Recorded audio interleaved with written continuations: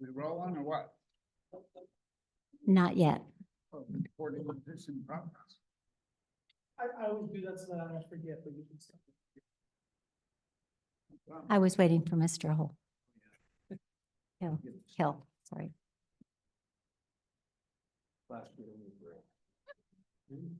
Okay, so it's 4 o'clock. I'd like to call the June 5th, 2024 special meeting study session to order.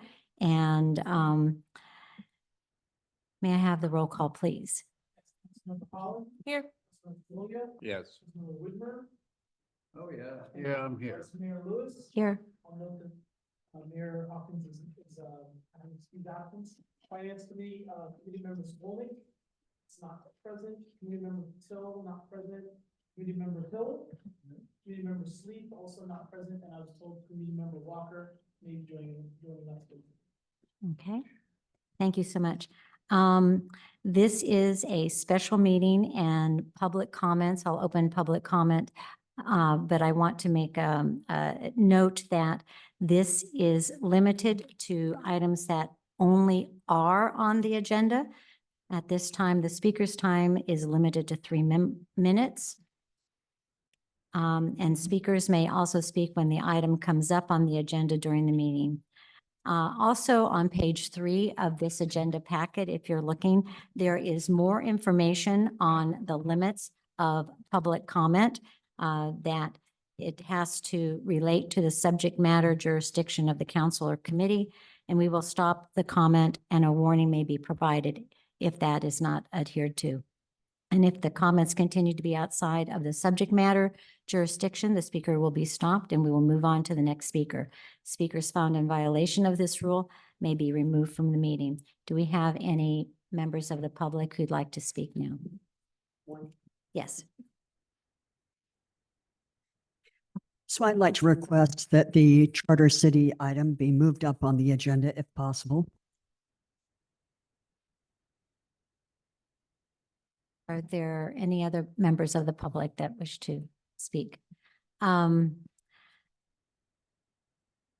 So bringing it to council, does any member of the council have a comment or an opinion on whether or not to move? Oh, Anne has joined us. Thank you, Anne. The chair of the Finance Committee is online now. I don't know if I missed my opportunity, but I also would like to speak. I'm a member of the public on the budget, item 1. Would you like to speak when we open that item for discussion, or do you want to make a Yes. public comment now? When you open the item is fine. Okay, you will have that opportunity. Thank you. City manager, do you have an opinion on relocating the agenda items? No, it's pleasure of the council. You didn't have any public comment, but before you do move to your first item, you need a report out of closed session for the city attorney. Okay, That's thank not you. on the agenda. I'm sorry, that was not right here on my, yeah. Mona? Thank you, Councilmember Vice Mayor Lewis. The council did meet in closed session today. There was no public comments in advance of that. The council provided a direction and there was no reportable action. Thank you. Anne, do you want to speak?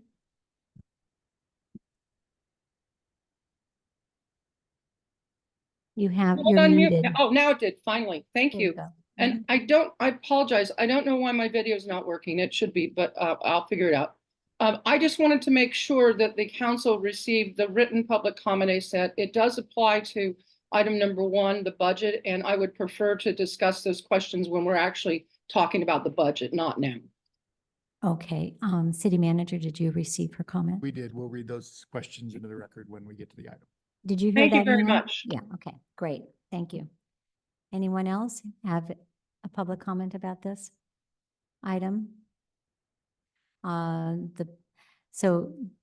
Member of the public, Carol Flaherty, has asked that we reorient our agenda packet to bring the Charter City discussion up first and push the other items further back.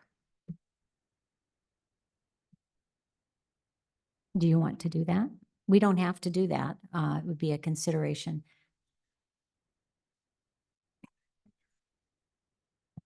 I would just like to point out that as originally calendared, we do have some members of the Audit and Finance Committee here, and our primary interest is in item 1. So as a courtesy to us, I would really appreciate having that first unless there's a significant reason to move it.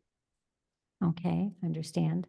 Was there someone else that just jumped on the Zoom? I thought, No, oh, okay, so you did that. Okay, thank you.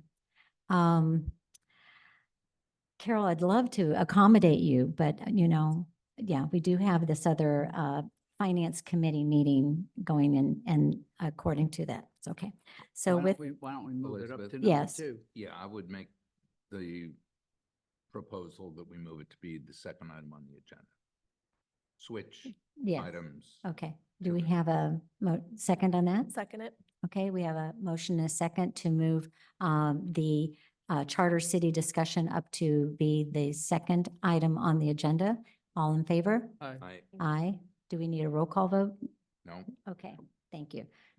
We'll get you number 2. Thank you. Okay. So the study session item number 1 is the review of the fiscal year 2024-25 town budget. All funds changes only. Our finance director, Robert Barone III, is going to deliver the report. I just want to also make sure you understand that this item is a study session on the 2024 budget, and the discussion will include a report on the general fund and various town special funds, internal service funds, and the planned capital improvement fund, the CIP for 2024-25, and the 5-year plan for other projects, discussion to include out years of financial planning and operations. And all the council has previously studied and reviewed all of the items that are in your packet for adoption today. So, but if you have additional questions, we'll be able to raise them now. Robert Barone III, hi, nice to see you. Hi. This is, yeah. Hello, Mayor, Vice Mayor. Council, Vice Mayor, sorry. No, the Mayor's not here. Vice Mayor. Oh, sorry. Vice Mayor, Council, members of the public. Before you is the fiscal year 24-25. Thank you, Jordan. General fund budget, as Vice Mayor I mentioned, this is the 4th budget study session of the general fund and other funds and the CIP. You have my staff report before you. Just for brief, the fiscal year 24-25 general fund revenues are projected at 23 million.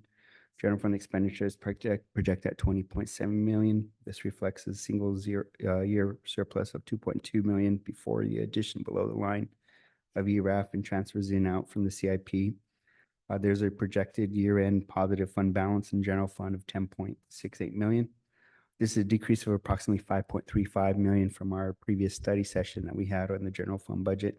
The reason for the decrease is because there is approximately a 5.325 million allocation to the CLP that is now included in below the line. So the new fund balance amount includes an unallocated fund balance of 4.45 million at the end of fiscal year 24-25. During our May 1st study session, the council reviewed the financial planning model, town financial planning model, and it's the use of unallocated fund reserves toward our capital projects.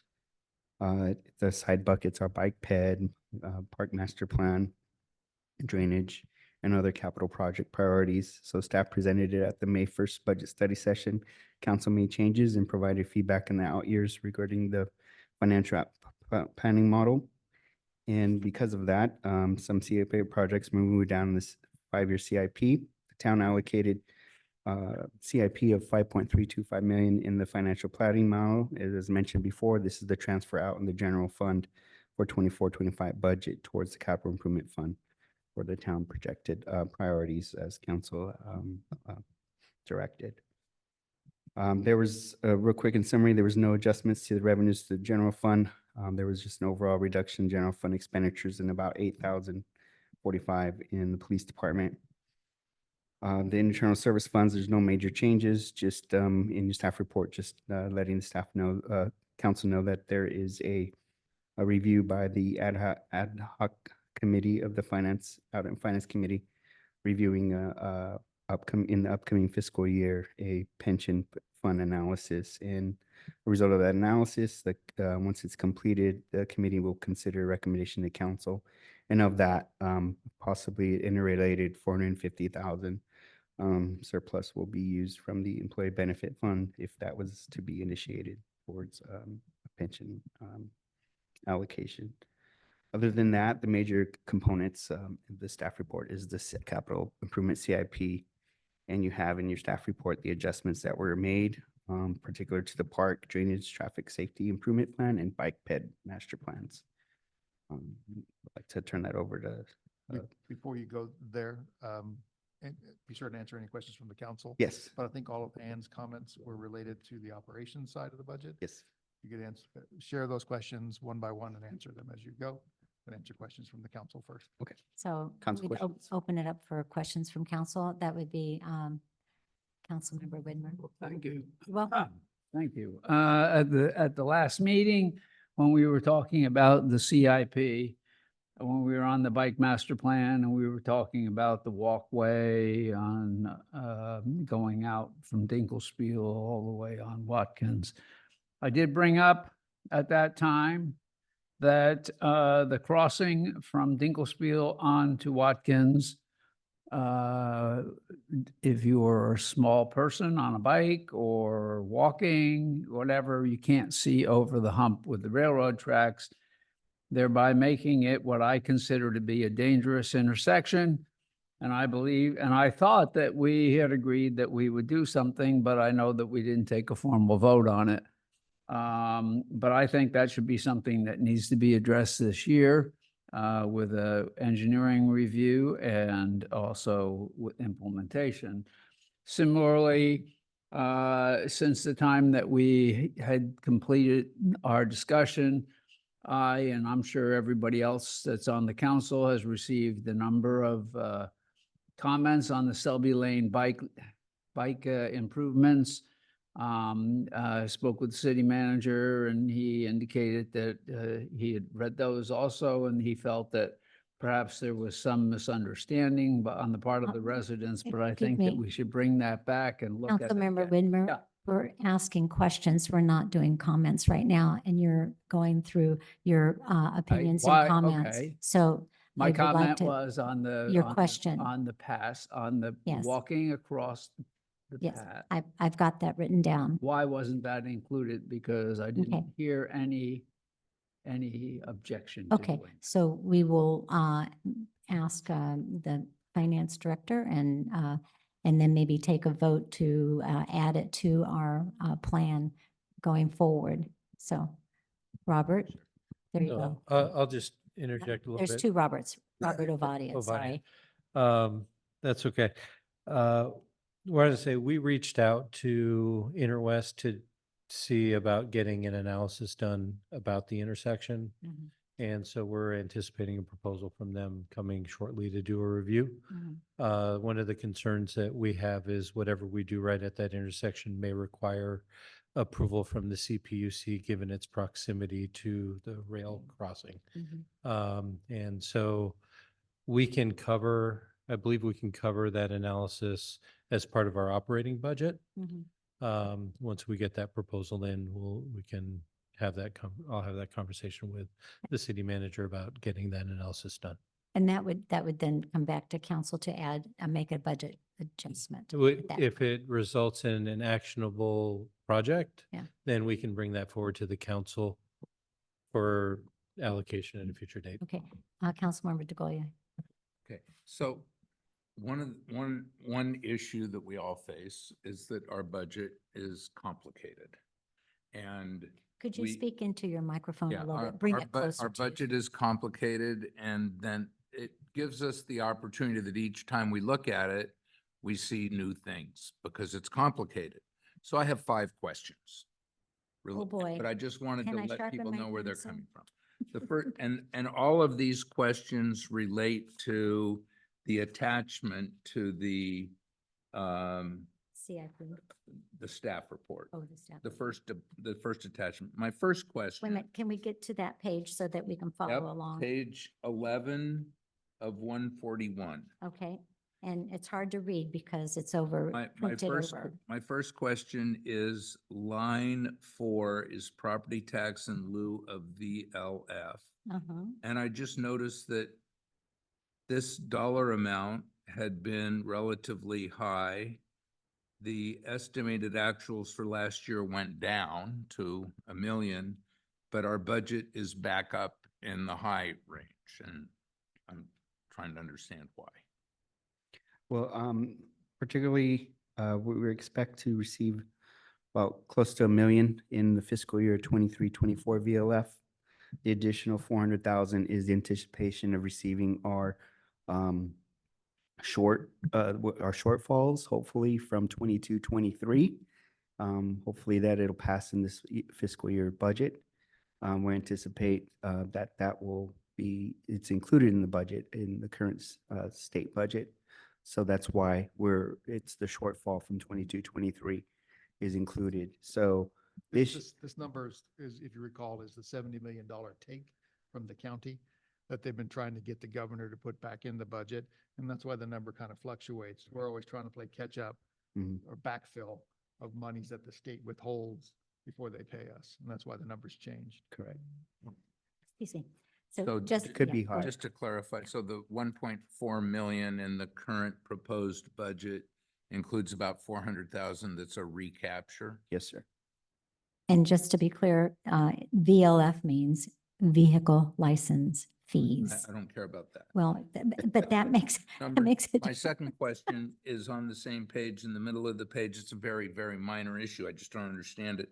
Home occupation permit. Yeah, that is, we do have it's a fee that our planning department has to go out. If someone wants to have a home business, they have to go through a process with the planning department.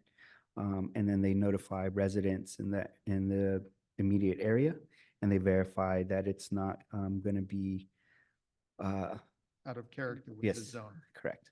So if you have a home occupation and you're a window designer, for example, you can do that out of your home, but you can't have advertising in front of your house. You can't have customers coming and going. So there's a permit required. So planning staff reviews that to make sure that there's no violations of the zoning And- code.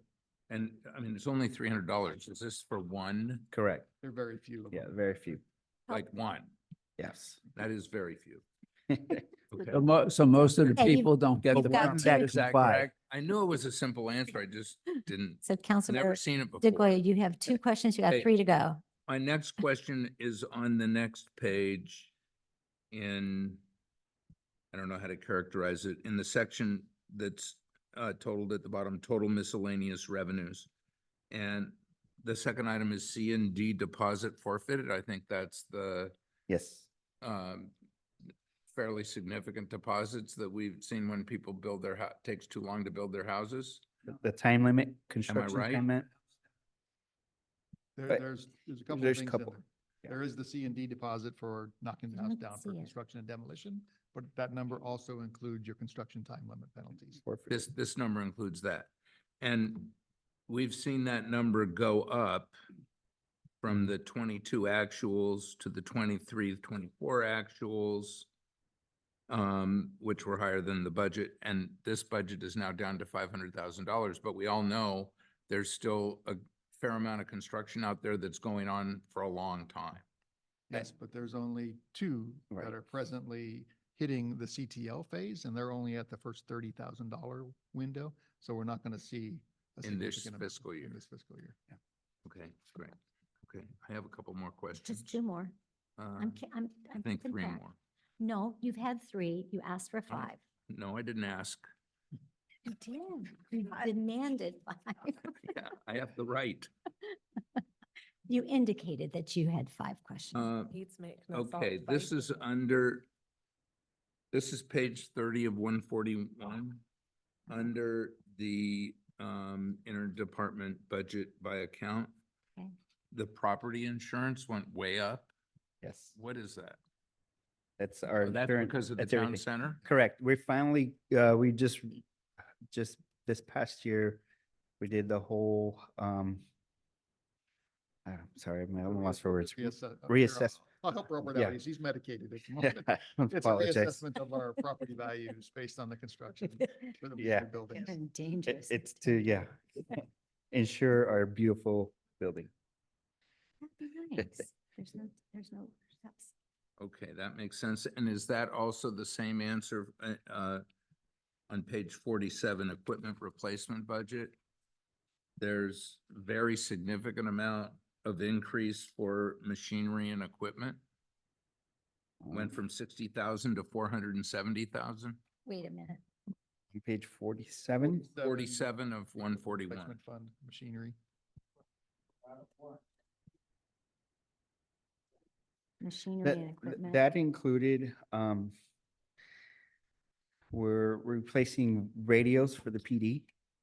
And, That's and that that's an, $400,000 that's you- part of that 400,000. And we're purchasing 2 new vehicles, which is about 190,000. But vehicles are separate from that. There- I mean, sorry.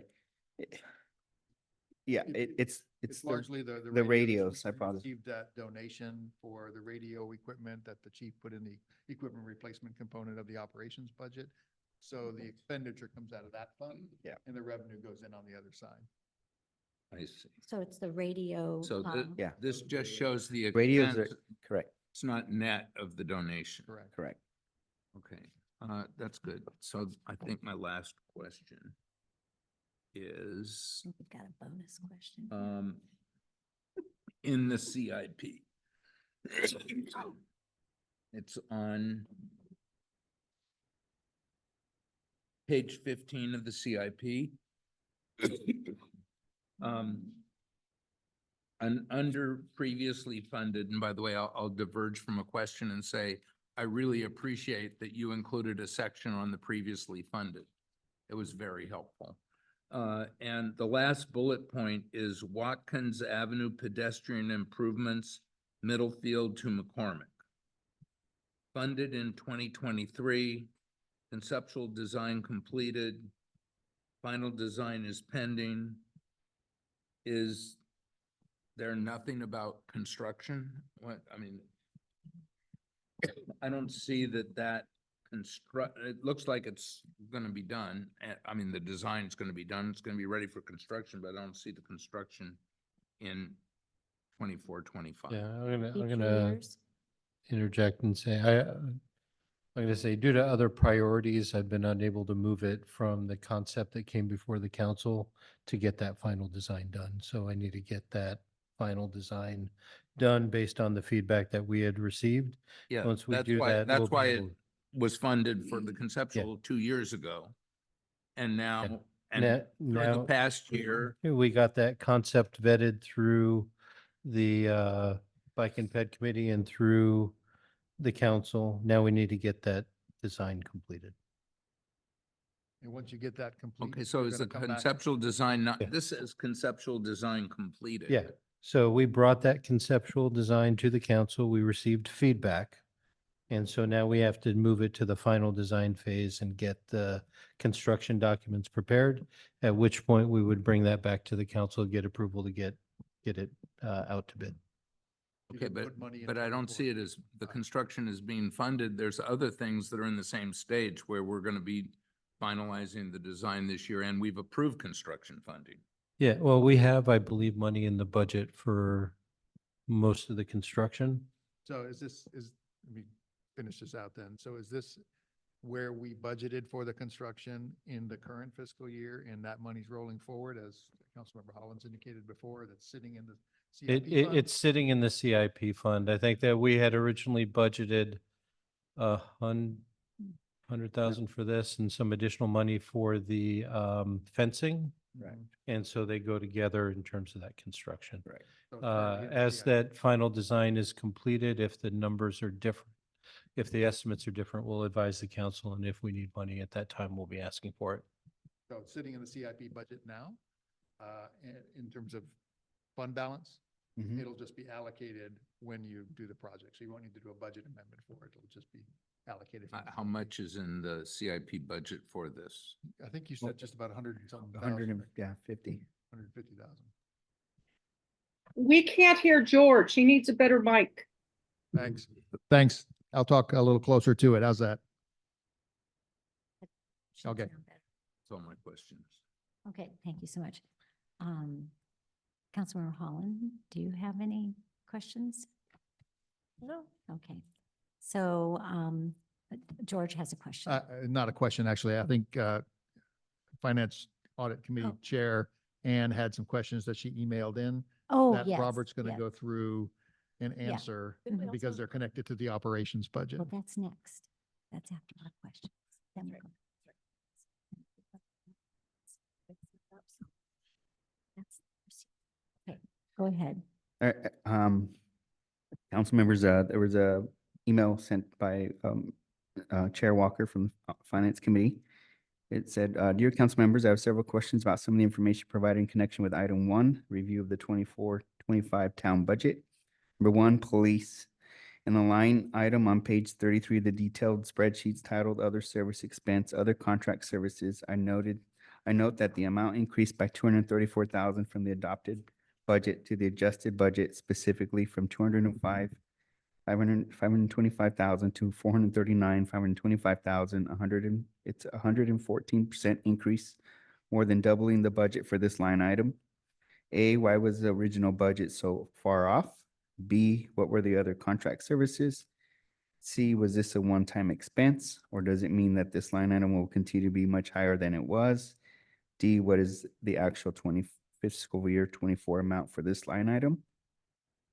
And can I read the second one? And the second question regarding, Yeah, You wanna The- answer let's that answer first oh, one? answer the first one, Yeah, sorry, thank you. let's go one Wait. by one. Yeah. I don't can you, So it's what's on the, line 33, or I'm sorry, page Page- Page 33. 33. Oh, okay, I thought you said. The page other 32. contract services line item, which is about halfway down the page, Okay. halfway down the page.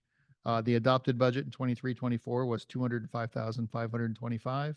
The adjusted budget in 23-24 was 439,525. And the recommended budget for the new year is back down to 202,000, basically. Yeah. So Robert will answer as to why that occurred. The Correct. contract services. Yes, under the contract services. So in July of last year, the PD received 195,000 anonymous donation to the police department for a wellness program.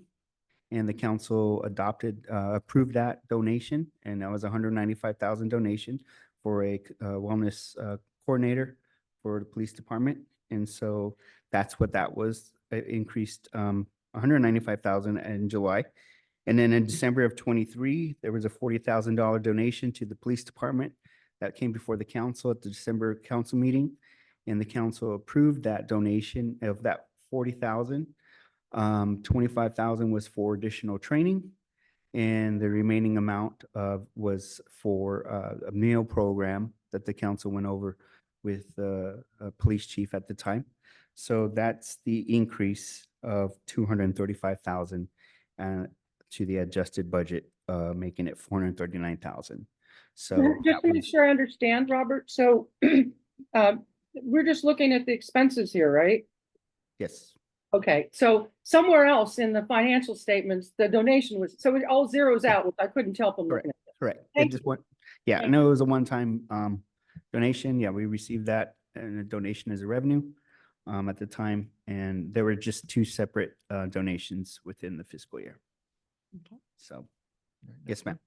And the next question was regarding Department Public Works, pages 34 and 36. In the summary on page 34, the first line item, salary wages, shows an increase of 124,107 from the adjusted fiscal year 24 budget to the proposed fiscal year 25 budget. This represents a 27% increase year over year. Why is this necessary? I'll answer that one. Yeah. That one's in the narrative in the operations budget, we added a management analyst position within the Public Works Department. wait, which line item is that on page This is 36? in salary and wages Thirty- under, 34. on page 34. It's the top, salaries and wages. Yeah. It went up 20%. And it's because of the management Analyst position, Analyst. yeah. added. And then also on item B was in the last 5 line items on the summary page on page 34, other services expense, which represents the total for that category. The prior lines with that title are actually component to the last line with that title. I note that amount increased by 182,000 from the adopted budget to the adjusted budget, specifically from 102,700 to 284,700, a 177% increase, nearly tripling the budget for this line item. Also answer that first part. In the summary, just those are rolled up. And so the total amount is 284,700. It just was expanded. So the total for other services and expenses is 284,700. And the reason why that increased at the adjusted budget is the council in, I believe, October of 2023. The Public Works Director provided a report on our sidewalk program, and that was at the Lloyden Park neighborhood. And the council approved a budget amendment of 182,000 for the sidewalk program repair, assessment and repair program. So that's why it increased 182,000. That was a good thing. Great. Mhm. Thank you very much. That's very helpful. Okay. And now you can move on to CIP. Well, I'd like to get public yes, comment. on the May I operations. open up the meeting for any public comments on this item? For this. Then- I think it's the whole thing. Well, I don't think staff has gone through the CIP portion of the presentation. Oh, yet, right, just for what, so The operations section. the operations Mhm. section. You've got a question? And there's somebody online as well. So if there's comments on the operations section, you want to come back to Y- that? We're gonna come back to the comments on the operations section okay. before we move on to CIP. But if you Sure. have a question on the operations section, yeah, the CIP will come next. Okay? All right, I'll bring, so does anyone on the line? There was one. She's there. Carla? Ms. Casilla? Ravi wishes to speak on CIP, so we'll come back to that. Okay, all right, all right. Any comments now from the council on the operations budget as presented?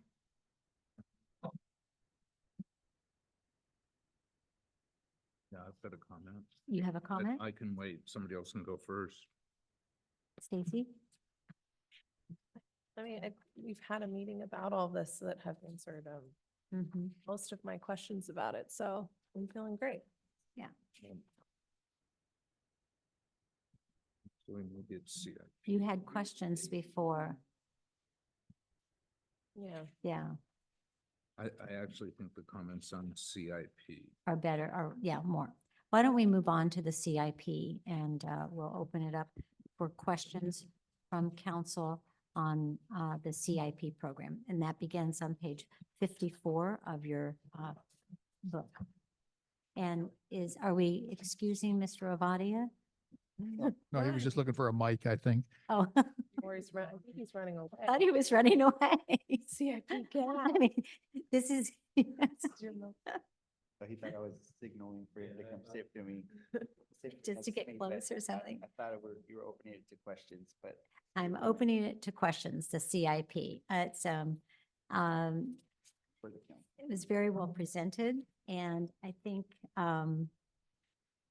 I have no questions. I have a couple of comments, but, why don't we open it up to the public for any questions or comments on the CIP? And that would be our online To see it, person. yes. And that would be our in-person former Finance Committee Director and Chair, Mr. Polito, former council member, Mr. Polito, and current Planning Commissioner, Mr. Polito. You have so many titles. Wow. Yeah. Pension consultant, is it? The pension consultant. So, You can sit down. needed a visual assistant there. I appreciate you adding the commentary on previously funded projects. However, it'd be nice if the beginning fund balance of $2,119,000, if that was broken up by those previously funded projects, so we know how much is remaining from each one. I mean, I presume if we come in under budget, that money goes back in the general fund. It doesn't stay in there as a slush fund item. And if we go over budget, we have to fund it with some sort of budget amendment. And maybe I'm wrong, but I didn't see any breakdown of that, of those previously funded projects that relates to the beginning balance in the CIP. If there were, can you respond to that at this point, Oh, at the end is a summary by fund, but I think what Mr. Polito? Mr. Polito was asking for is that fund balance in the CIP Fund 401, break that down by how much is left and how much is allocated to Mhm. prior projects and how much is allocated to Mhm. new projects. It takes a bit of finagling with the numbers to figure that out, Right. but maybe a separate table to that effect would be helpful. Yeah, it doesn't jump out at you. Let me go to Councilmember DeGoya for his question before we'll go to the public. Go ahead. Yes. Okay, I have two questions. In CIP page 16, at the top of the page is a bullet that says, seek grant funding and partnership opportunities to implement improvements identified in the town of Atherton Bicycle Pedestrian Master Plan, $25,000. Is that just a placeholder? So applying for grants takes effort either by staff or a lot of times we have to hire consultants for help. This is basically putting money in the CIP to give us that ability to apply for grants. And so we look at opportunities as they come up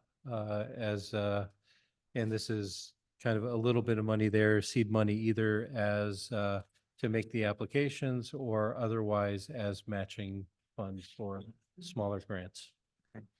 Okay, that's what so it's a placeholder. Okay, and I have a second question, which is on page 27, under the Park Master Plan Implementation Program. On the proposed 24-25, it includes the second bullet point of playground restroom replacement. I thought that was 400,000 and this says 800,000. No, it was 800,000. It was comprised of a couple of different things. And part of the challenge was the sewer system behind the playground, which bumped the cost up. And there was a lot of concern expressed as to why it was 800,000. So I think Robert went into that detail, but you can go through it briefly if you have it handy. Yeah, I don't have the detail in front of me, but I think that as we did our outreach regarding the playground, the bathrooms was a big deal. Right. And But wasn't so it 400,000? I think that might have been the initial estimate for the structure alone, but not installed and not having to redo the plumbing system that we have out there. But the actual cost will be determined based on the actual structure selected, as well as the necessary site improvements around it. Okay. That answers my question. Okay, we'll go to the online questioner. What's her name? Cassia? Cassia? I can't read it. Hi, Cassia. You're on. Hi, everyone. Thank you so much. And Mhm. Honorable Council, thank you for giving me a chance to speak.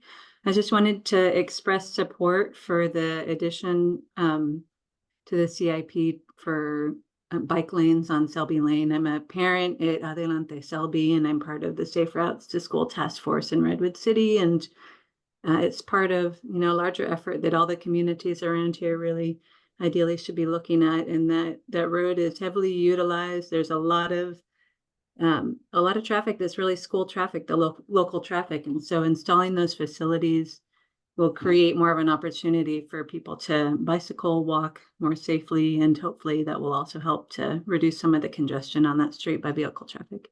Thank you. Thank you very much, Casillas. Any other questions online? Okay. Bring it back to council for comments on the CIP budget. Okay. I have a comment. if I may, I want to make sure that we focus on the drainage, really, really focus on the drainage in town this coming year. And the amounts, I don't have it dog-eared, but I see where we do have some funds allocated for drainage, but if we need to do other budget adjustments or something over and above, I think we need to, I know we're not gonna, we've got a $44 million master plan or something for drainage throughout the town, but we need to really focus on the main areas that are experiencing a lot of flooding, so. But otherwise, I thought it was a really well presented CIP. Is my minute up? Oh, goodness. Okay, well, I'll relieve it, somebody else. So our total, budget for CIP, is it 7.8 million? Is that what it is? We're moving 5 Yeah. million. Say what again? 7.8. 7.78. Yes, yeah. 7.78. Okay, yeah, so that's a nice chunk of change for a small town like ours. And if we can spend this wisely and get all these projects done within the next year. And it's a lot of projects when you think about it. I That mean, is a lot. ADVLP, Why we the need that channel. management I mean, analyst. it's like having a town center, Yeah. year of a town center, you Exactly. know, all- all in different locations. Correct. Yeah, Yeah. okay. So, Robert, you gonna be up for it this year, okay? Thanks. And Councilmember DeGolia. Okay, so I have 2 general comments. Okay, The first comment has got some components to it, but it all addresses the issue that we've agreed that we need a new bicycle bike ped master plan. right here. And we've included $250,000 in this budget that we're approving this month to develop that new bike ped master plan. I don't think we should be going out and seeking grants to implement projects in the last bike ped master plan when we're in the middle of developing a new one. That makes sense. Because it kind of binds us.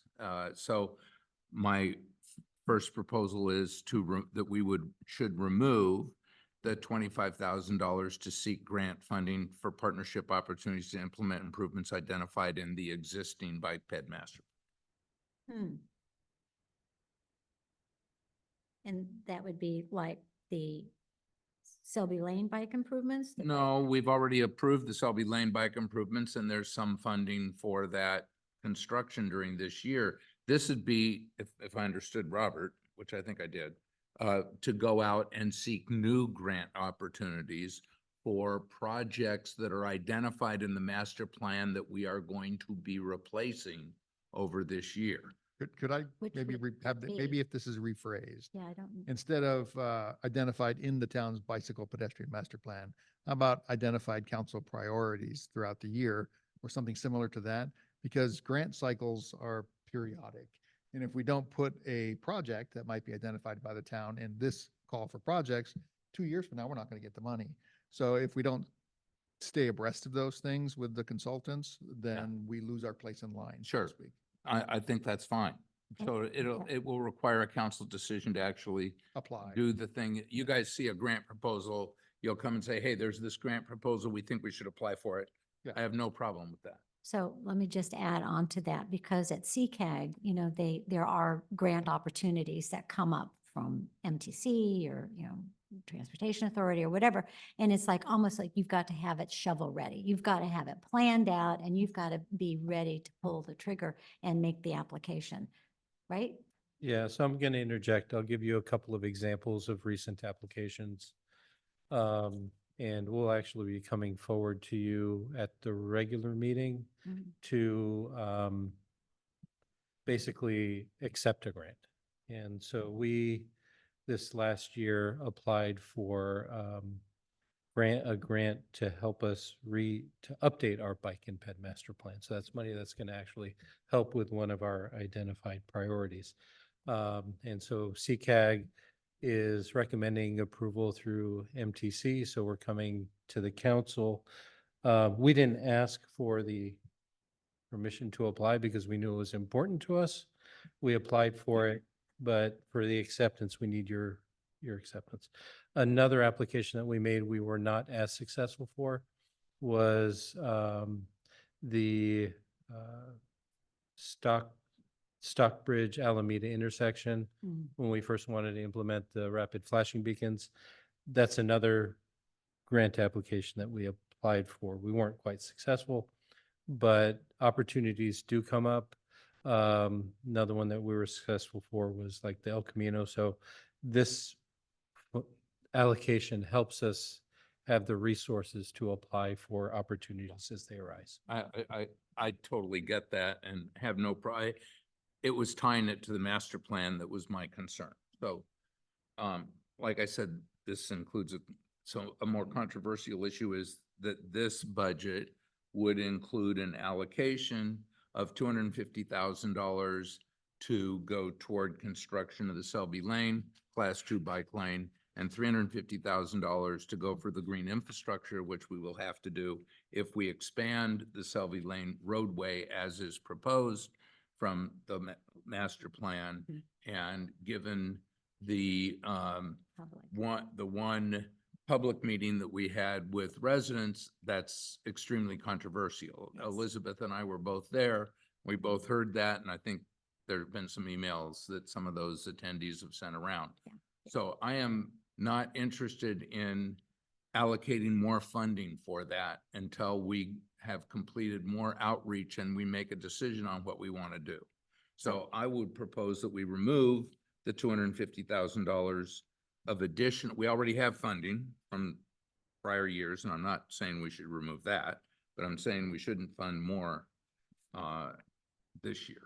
I think I we would should, add- I think we should hold it in advance. Yeah. And I know that there's been a lot, as I mentioned earlier, when I was making a comment during the question period, that there has been a number of people that have written all of us about the Selby Lane one.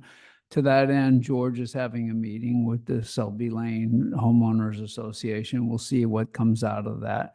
But I think that project needs to be reviewed, and perhaps we need to modify some things based on that if appropriate. But I'd leave the money in for now. We can always reallocate it later. If we take it out now, then we can't get it back. Well, we can, Get it but back. I don't like adding. As easily as we can remove it. Okay, well, then we can just leave it in there too. Well, So, maybe I think have Robert- Stacy, I think Councilmember Holland would like to make a comment. I just have a process question. Yeah. I mean, what's the difference, I Well, guess? that's kind of where I was going exactly right. Robert, the 250,000, I guess, is its project closeout funds? It's anticipated based on the budgetary estimates that we have now that we will need it for construction. And so before we expend those monies, we have to come to you Right. to, we'll be presenting the final design and getting your approval to put it out to bid. And then for contract award, the council has to act. Right. And before so any dollar before goes we in- spend that money, it's going to be coming back to the council. Councilmember Holland. Okay, so just to have the whole process explained for everyone. We had our first public outreach meeting, you have another one with the neighborhood group. Then at some point, you take that feedback, you adjust the design, then it comes back to Bike Ped, Transportation Committee, and Yep. then for their feedback, and then eventually coming in front of The council. the council. That's correct. And during all those, there'll be more public outreach. Yeah. Before any shovel is put into a ground So or if we asphalt decide to poured. go wild and like Mhm. If you decide to do kill the something. project, kill the project, make it 10 times bigger, Yeah, all of Yeah. those things would be through, I mean, like, this is very early days. Yeah, as we presented the conceptual design to the public at that outreach Mhm. meeting. And we appreciate that the residents came out. It was a nice showing from the community. yes, yes. And so that Feedback is definitely appreciated. We'll be, as you said, reaching out to the Selby homeowners and having another public meeting. We'll be digesting that feedback and then we'll be looking to see what that looks like in terms of design impacts. For sure. Many of the people, the residents, they were like blindsided. They felt, that they hadn't received any information or anything about it before. This was the first time they'd heard about it.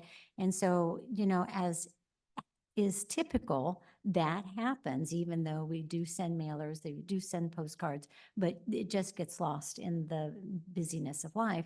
And then when it comes down to like something may be really happening, people pay attention and then they become educated about it, put their opinions in, which I think are very valuable, and their concerns, and we need to listen to that.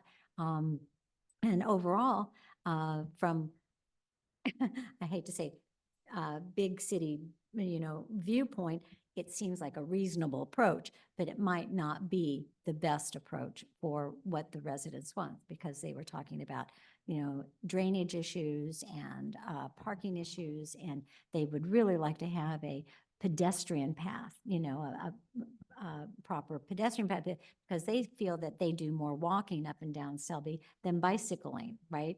And that there's not so many bicycles that come up and down all the time anymore, that the school has changed to be K through 5. However, as I was talking to city manager about, if you create a pedestrian path, there are all kinds of safety issues. If the town, a public agency, creates a pedestrian path, it has to be, between the guardrails. But if the residents create their own little walking path, they, that may not be as safe as, we want it to be. I mean, all those things need to be discussed and fleshed out, and I'm happy for the conversation. Yeah. Yes, Rick? Yeah. So I think that's reasonable. I understand the process. If we decide to go forward, there's going to come back a concrete proposal on what the construction would be. If it's 350,000, if we've approved this 250,000, then we'll need to add another 100,000. If it's 100,000, we'll reduce it by the 150,000. I get that. I'm going to make a motion that we remove this from the budget, because when it comes back, if it's 350,000 and we want to do it, we're going to approve 350,000. It doesn't make any difference. Except I think it's a statement that we're listening to residents if we don't include this now. And if we decide to do it at the time that we do it, I have no problem with that. We'll add the dollar amount we have to add. We're going to do it anyway, whatever the dollar amount is that we have to add. Yeah. But I'm going to move that we remove this from the budget now. I'll second that motion. Can I ask one more question? Yeah. As it relates to grants, like, is this project too far gone for grant? Like, it's a safe route to school. I know we've applied once and not had grant funding for it, but if we need matching funds, if there's these quick grants that are available, like, do we need to have money in the bank to have access to grants? No. I think we have some money in the bank, or we have some money already allocated from the current fiscal year. Okay. So we can use, 23. if an opportunity arose and timing worked out, we'd be able to match. I agree with Councilmember DeGoya that it will send a message to the residents that, the town is listening to them, and we're going to take it off the plate for right now until we go through and do more research on it. Just to be clear, it hasn't removed the project. It's only removed the allocation from the 24. Right. Yes, yeah, The Only bulk the of that. $250,000 yeah. Okay. allocation. So That's we all. can't start writing checks and. It's not addressing the project. We've got a process that we're following through on in terms of the project itself. Right. Thank you. Okay, there's a motion and a second. I'll call for a vote. All in favor? Aye. Aye. Not for me. You plan your work, you work the plan. Okay. So Okay. motion So- passes 3-1. Okay. So the other item that I would make the same motion for is the $350,000 green infrastructure implementation plan. We'll deal with that exactly the same. Hmm. When we decide to do whatever we're going to do, we're going to get a budget. And if we decide to go forward, we're going to approve that budget. We don't have to approve this 350,000 now. So I would move that we remove that for exactly the same reason. Okay, well, That these aren't all, that 350,000 isn't entirely all Selby. yeah, It's not all Selby? No. It's not all Selby Selby. and It's also ADOP. Alameda de los Okay, Pobres. well, I'm only intending to, I see. Oh, I see. It also includes Alameda de los Pobres. You're right. We can, I mean, if that's the Well- council's direction, we can have staff kind of, Why don't we just authorize staff to Clear out. move the portion related to Selby and we'll deal with that. yeah, when we have to. yeah, because I think that there's a lot of discussion about the green infrastructure along the curb of the bike lane and the, I hate to say it, the effectiveness long-term of it. And I think that needs to be studied a little bit more, just from my personal experiences with what Sacred Heart did around their property in the right of way. Not, they have beautiful swales on their property that work, I think, but along the right of way, it didn't work. is that also the direction for the Selby consistent consensus except for Bill? Sorry, I'm just a little, isn't this kind of addressing drainage? I Yes. just like, that's the feedback that the town, the residents have said is that they would prefer we focus on drainage versus bike. So just, Right. this feels confusing to me. I mean, I hear you that we want to slow down our Selby process. It just seems like that part was the consensus. I wasn't at the meeting, I so know. you guys can report That's out better. Just to maybe respond to you a little bit and kind Yeah. of put a little formation around it, is that the bioswales, the green infrastructure is part and parcel of all of the design, the Mhm. current design. And so I think that, like the whole bike lane project, that it will, it's required, a lot of the green infrastructure is required if you do the paving and extending of the roadway. And so as that gets flushed out and redesigned, then, that would come back and we can reallocate it. Okay. Yeah. I No? don't care. I guess it seems like we're gonna move forward with this regardless, so this seems more Mhm. It's semantics, I think. semantics, so I'm Mhm. having a hard time. I think this is a valuable project and I want to make sure we're doing the right outreach and having the right Yes. discussion. So if having the budget allocated now makes that more efficient, good. If it doesn't matter, also good. So in terms of process, as Yeah. we talked about, this project will ultimately come before the city council for project award to go out to bid after it's gone out to bid. And at that point, you'll know what the true project cost is, and it will include the green infrastructure components, as the vice mayor indicated. And if we need to make a budget amendment into the CIP within those two green infrastructure and bike bed master plan allocations, we can do that at that time. Okay. I don't. The care. budget, the purpose of the budget number was just so that we had a project planning tool to say, okay, this is how much we estimate the project's going to cost. We've allocated it in this current fiscal year and we'll need a little more in the next fiscal year. But that next fiscal year part, we can do as a budget amendment if the council desires. So if we have other budget amendments that come in front of the council, will you guys be like, hey, by the way, you have an asterisk against this project pending as a reminder? I'm just, So if we've awarded a project based on the public bid Yeah. process and it's going to be a higher cost, you end up with a budget amendment. It Yeah. comes into the CIP or it comes throughout the year. It just yeah, happens. okay. Okay, Sometimes it blows your budget. yeah. So just to be clear, Councilmember DeGoya made a motion to remove the 350,000 of Oh, the, Whatever's well, associated with Selby. the percentage amount, not the, from the Selby Lane project. And I second it because if we're doing it for the first one, I think it's the same thing to do. And so I'll call for the vote. All in favor? Aye. It's two separate. No. Yeah, it was I two just took a separate. head count. Yeah. Get the vote. And so did you vote yes? I- Otherwise it dies.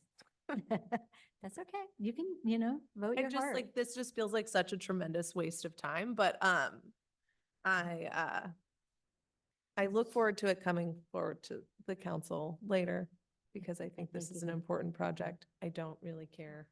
Can I abstain and then kill it? No, that's basically a no. That will, yeah, you don't have to say it. Okay, Yeah, all right. okay. Dang. All right. Okay, let's take it out, I guess, and then we'll just have accurate numbers reflected. It'll be good. Okay. So I had a second area. That was one. That was a- The second area is when we had our budget meeting the last time, we had a fair amount of discussion of You're in the the spreadsheet. dollar amounts in the different funds, right? Measure A fund, gas tax fund, Measure M fund, Measure W fund. Those are the ones I'm focused on. And in the proposal in front of us, the ending balances on those funds, if I'm reading it correctly, have stayed, in my opinion, fairly high. And let's just take, for example, Measure A Measure A, What page? are we you looking at? can spend the money in a whole bunch of different buckets. Yeah. Some of which we're not spending all the money that's in the Measure A fund, and we're actually pulling money out of the general fund to do that work. And in if I'm reading it right, the gas tax and Measure M and Measure W, we really only can use those funds effectively for road maintenance. Right.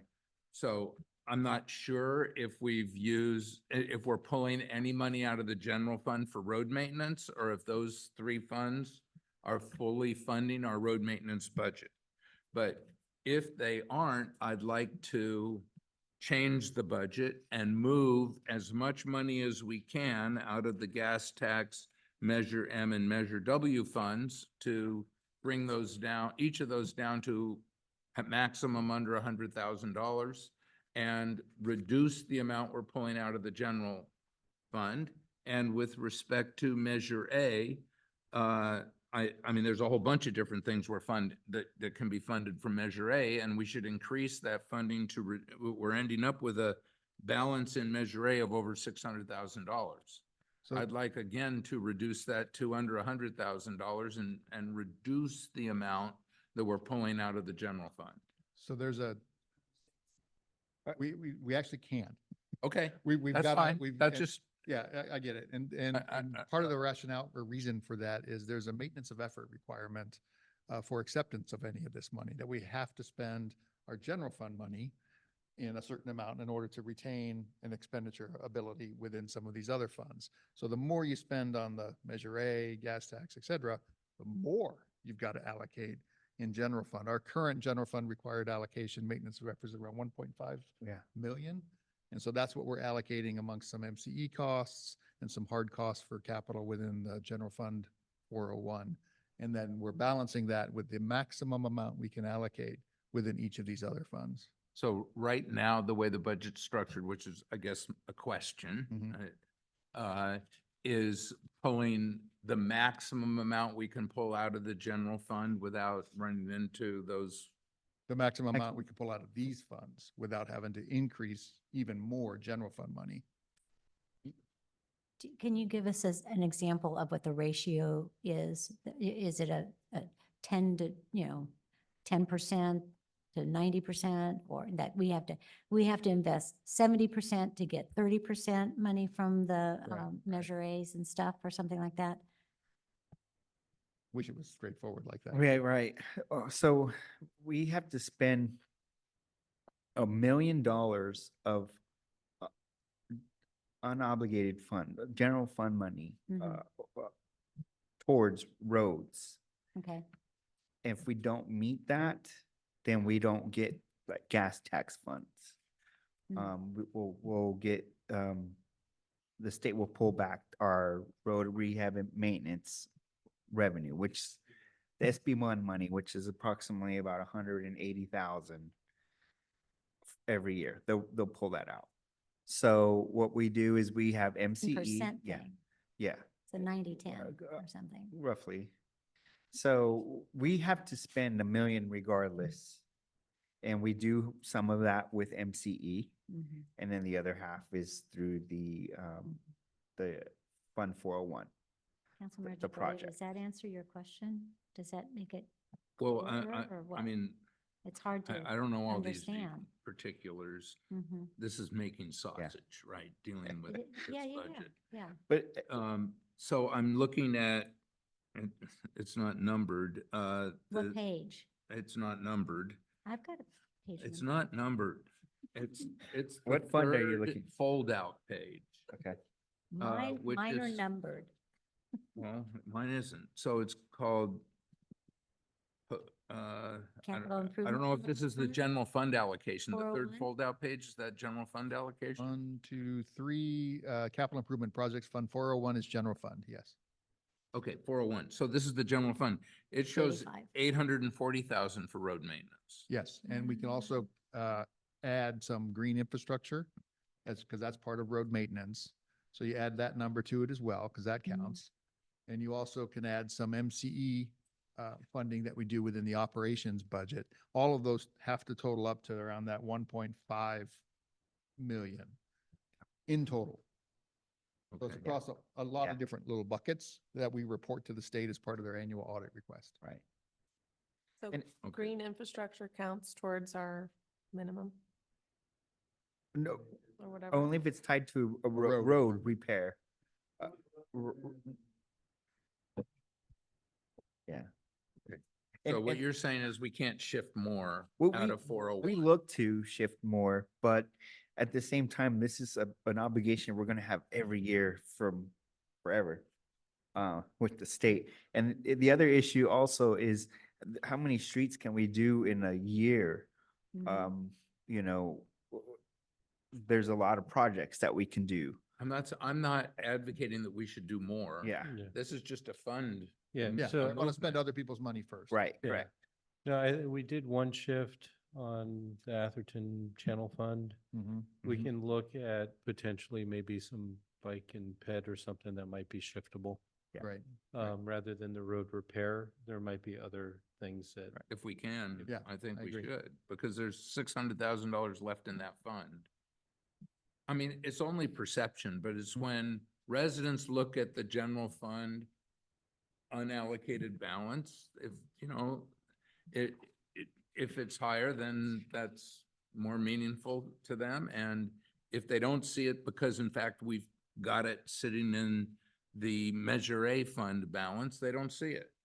So this is just a perception issue that Understood. I think is more transparent, which is the reason I'm advocating it. So I have a question. Robert, in your presentation, I thought I heard you say that, and I just wanted to clarify it in my head, that we are proposing to pay down our pension funds by $400,000? No, that's an analysis that that was being done by the Audit and Finance Committee. It'll be a recommendation that will come back to the council if they decide to make a pay down. If you recall, Yeah, yeah, if you If we recall, recall, I don't wanna Tom mentioned the Employee Benefits Fund at the last meeting. So staff went in and looked at it and found, okay, there's about 400 and some odd $1,000 of surplus within that fund that we don't have to allocate to something. And so that's coming within Bob Polito, and I think you're on the subcommittee as well, to talk about maybe taking that surplus and putting it into a pension stabilization fund on the town side, not giving it to CalPERS. Not, yeah, Yeah. because Holding I it on would our object side, very, building very that fund vehemently internally to giving it to Right. CalPERS. pay them at the right Yeah, time. similar to our OPEB trust. Yeah. But that recommendation will come back to the council if they Okay. wish. Okay, I think in fairness, we weren't saying what was gonna happen. Right. It could just go in. yeah, it was probably my misunderstanding, but I thought that's what I heard him saying. Right, yeah, and so they were analyzing the fund in general and to see what that was and what it could be spent on, maybe just as Tom mentioned, going right back into the general fund. Yeah. But that would, the idea of putting it into the pension stabilization fund is something that's been bantered about it as a result of that. Do you have any other comments? No, thank you. So where are we? I think we've gone through it, and if there's no other council comments, there's no motion required. So we'll take those comments in, and then the budget comes back to you on June 19th Okay. in full and final form. So we're going to close this item. Correct. And we're going to open item number 3. Carol, sorry to make you wait, which is the, Mike's back. here we go, discussion of charter city status. It's recommended council review and discuss the pursuit of a charter city. So George, you want to take? Sure. Thank you, Madam Vice Mayor and Council. As you know, there's 2 types of cities in California, general law and charter cities. General law cities must comply with the state constitution and all state laws. Charter cities' powers derived from their own constitution. However, the power is also limited by the charter itself and may only extend to matters concerning municipal affairs, and it's kind of governed by the state to some degree as well. A charter is a voter-approved document and may only be amended by voter approval. Atherton is a general law city, along with, excuse me, probably 300 or so other cities in California. Of the 482 cities, 125 of them currently, as of 2020, are charter cities. Most of them are much larger than the town of Atherton, although there are a few small ones. In early 2015, the council discussed a report from the city council subcommittee discussing some pros and cons of becoming a charter city. You did this prior to that time as well, and back in 2013, there was a council subcommittee formed, and they drafted a draft charter that's included as attachment 5 or 6, I think. And then you also have the report from 2015 included as attachment 1. And then there's a number of other attachments in there as well, some of which are dated from the League of California Cities, and some other state groups that talks about charter cities, the pros and cons, and what you can and can't do. And while charter cities have retained control in a lot of areas, the state's been usurping that local control over time by deeming matters of statewide concern. And the most effort the state's been putting into that recently has been around housing law. And that's why this has come up again. 5 cities in Southern California challenged the validity of SB 9. They were charter cities, and they got that overturned just for those 5 jurisdictions. It's yet to see how that's going to play out in the courts and or at the state level. The state could fix the issue by clarifying the findings and making it a matter of statewide concern, or the state could challenge the litigation and win. So there's any number of things that can happen that's still out on the horizon. We don't know. It could be resolved before 2026, which is the first time that Atherton would be able to consider becoming a charter city through the charter city process, which is also one of the attachments.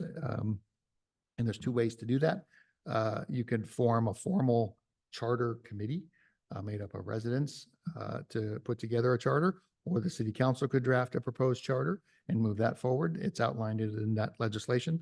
None of us around the table, I think, are experts in that process, but if you choose to go in this direction, I know the city attorney's got folks at her disposal, and staff would quickly read up on it to do that as well.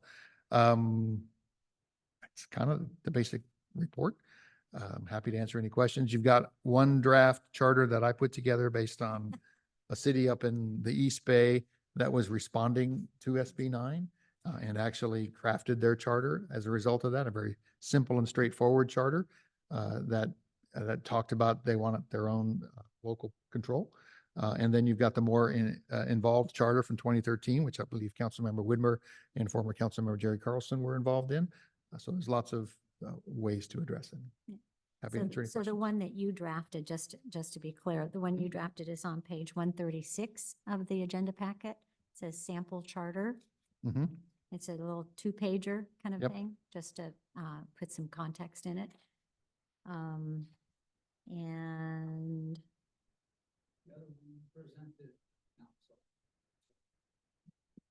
Was concerned about when you're a charter city, you can also do a real estate transfer tax. And so there was a lot of concern about that, if you remember, and we decided to pass on the opportunity at that time. right. But Mr. Connors, myself, and Jerry Carlson put that together.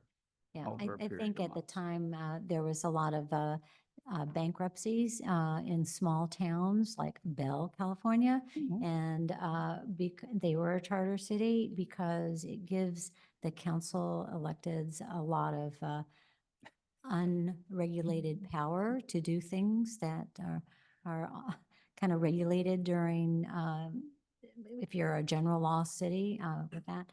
But, you know, the concept of looking at it again, I think that the SB 9, overturning it for a charter city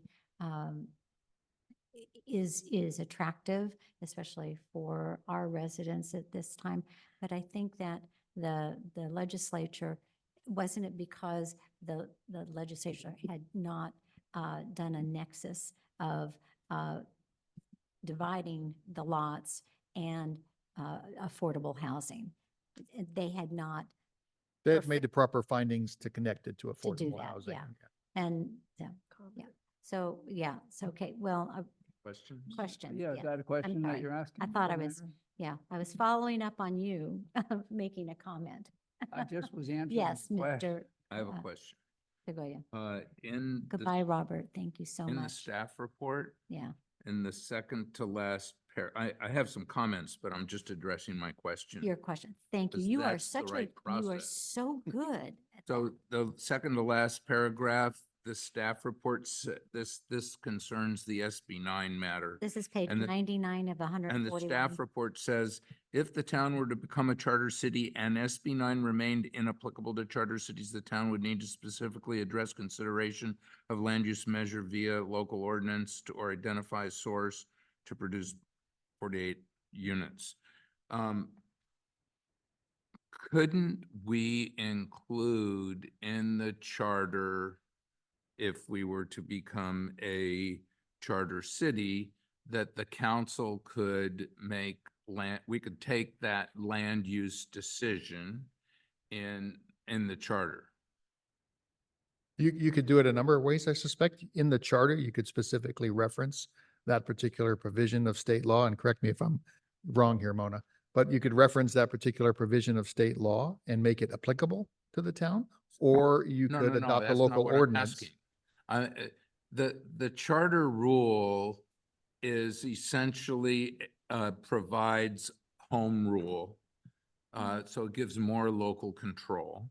And what I'm asking is, you're saying it, if we were to become a charter city, SB 9 would be inapplicable. And what I'm saying, and in order to make it or some alternative applicable, we'd have to go out to the public and have them vote on it. No.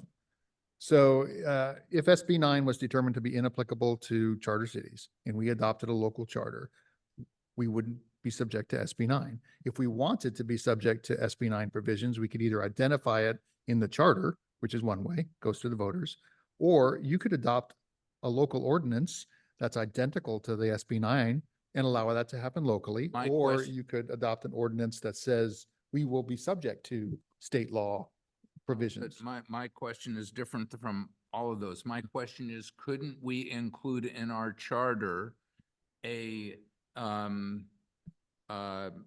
right of the council to make decisions regarding land use? Yes, that's what you do. You Yes. say what And you're then the responsible council, for and what without others going are out to not. the public on every land use decision, could decide, we want to, Yep. and we want to include SB 9, or we want to, Yeah, that's a local ordinance. So Yeah. so the de facto would be that the planning commission and the council retain the land use Right. authority. Unless you put in your charter that you want the people to have that control, which I don't advise, right? Because then the people would have to vote on every single matter. So the de facto would remain that it is the council that retains that authority.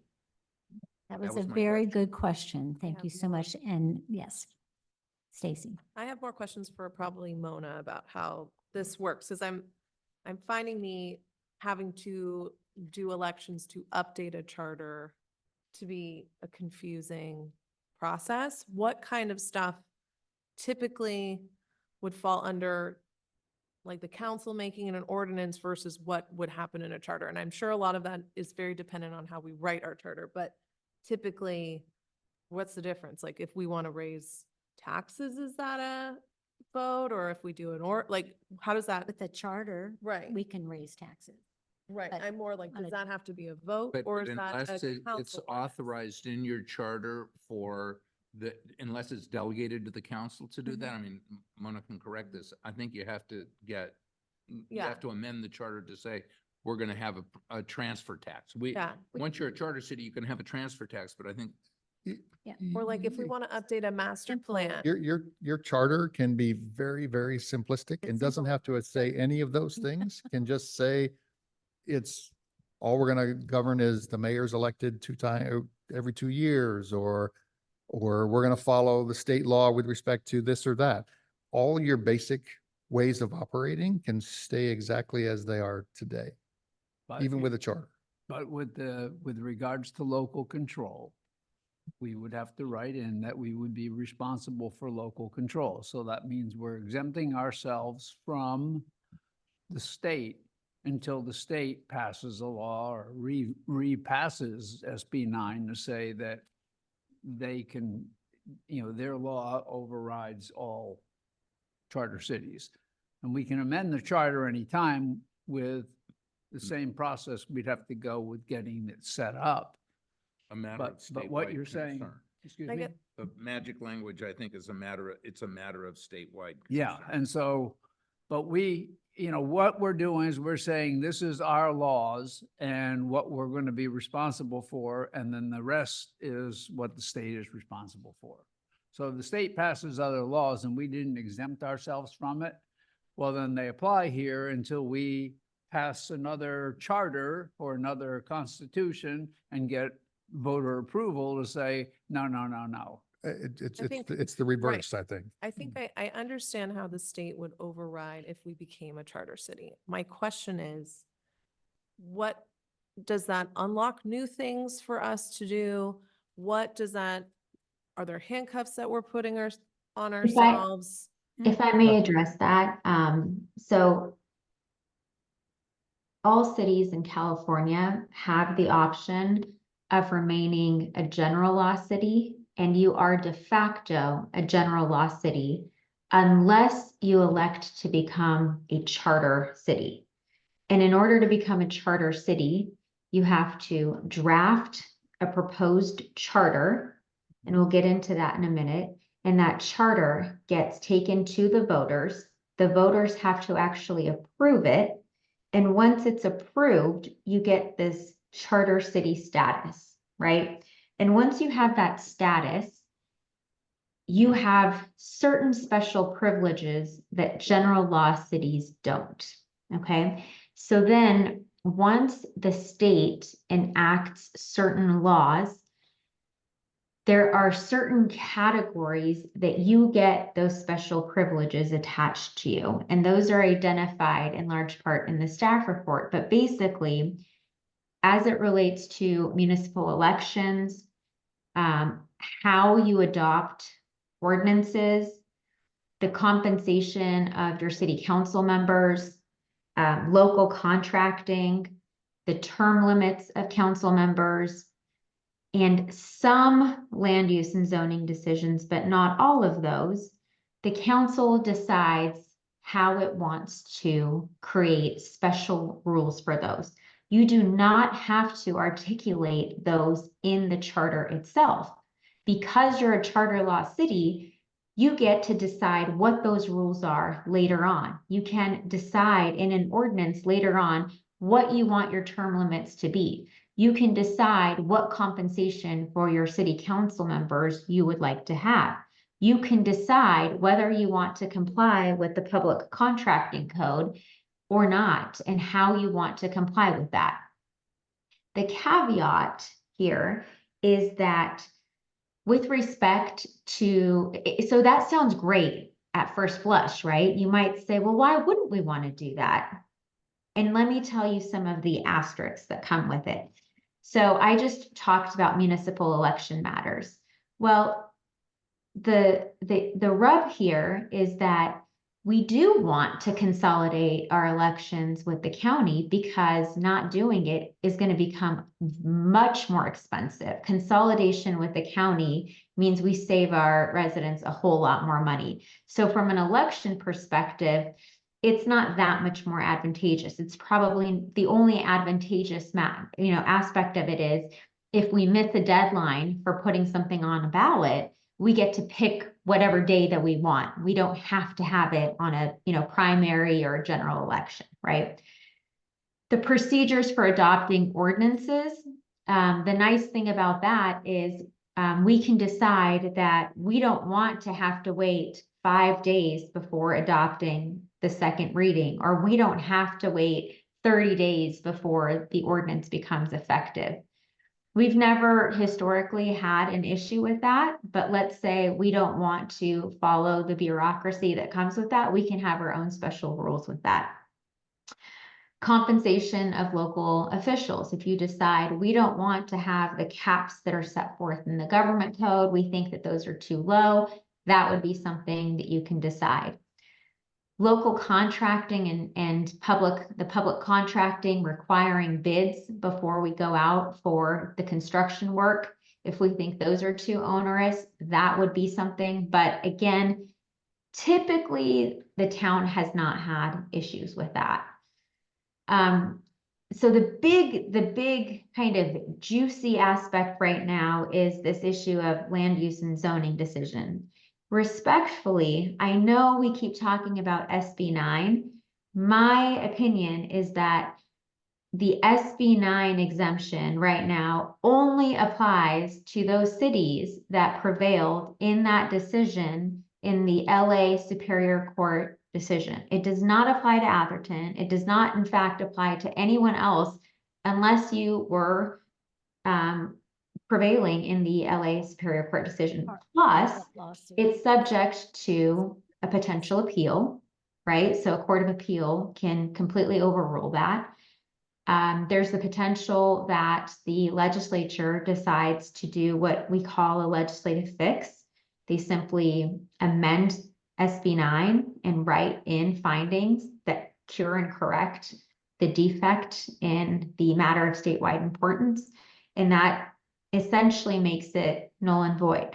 And we're seeing a narrowing of all of these land use decisions that once charter cities were able to rely on. At one point, there was challenges to the density bonus by charter cities. I think it was San Jose that challenged it and said, well, we're a charter city. The density bonuses shouldn't apply to us because we get, special privileges. And the court said, no, you don't, because that's a matter of statewide importance, or the Surplus Lands Act. And so there has been court interpretation saying that in California anyway, housing is so significant and so important that we are going to value that over your charter city status. So that's kind of a long-winded explanation, but the first step is you adopt the charter. The second is, in those very narrow examples, you decide, do we want to adopt an ordinance that has special rules for public contracting, for elections, and for some unique land use and zoning exemptions that may or may not apply depending on what the court said. By the way, San Mateo County is a charter county.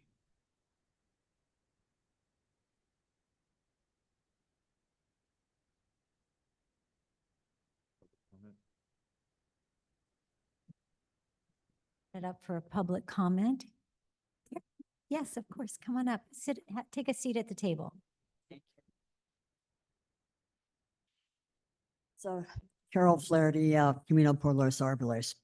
So I'm here tonight, not on behalf of myself, because I actually don't know what to do about charter cities.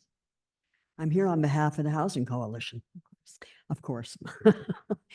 So a couple of months ago, some of us in the Housing Coalition had a chat with the mayors of, former mayors of Palo Alto and Los Altos, who said to us in a meeting that Rick was actually at, but it was after the meeting of our neighborhood voices, that Atherton really should take a look at this.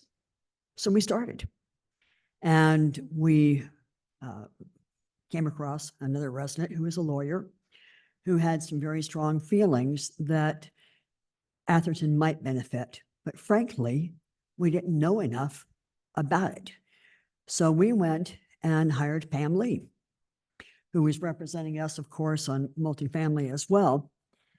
And we sought her advice as one of the most respected municipal attorneys in California.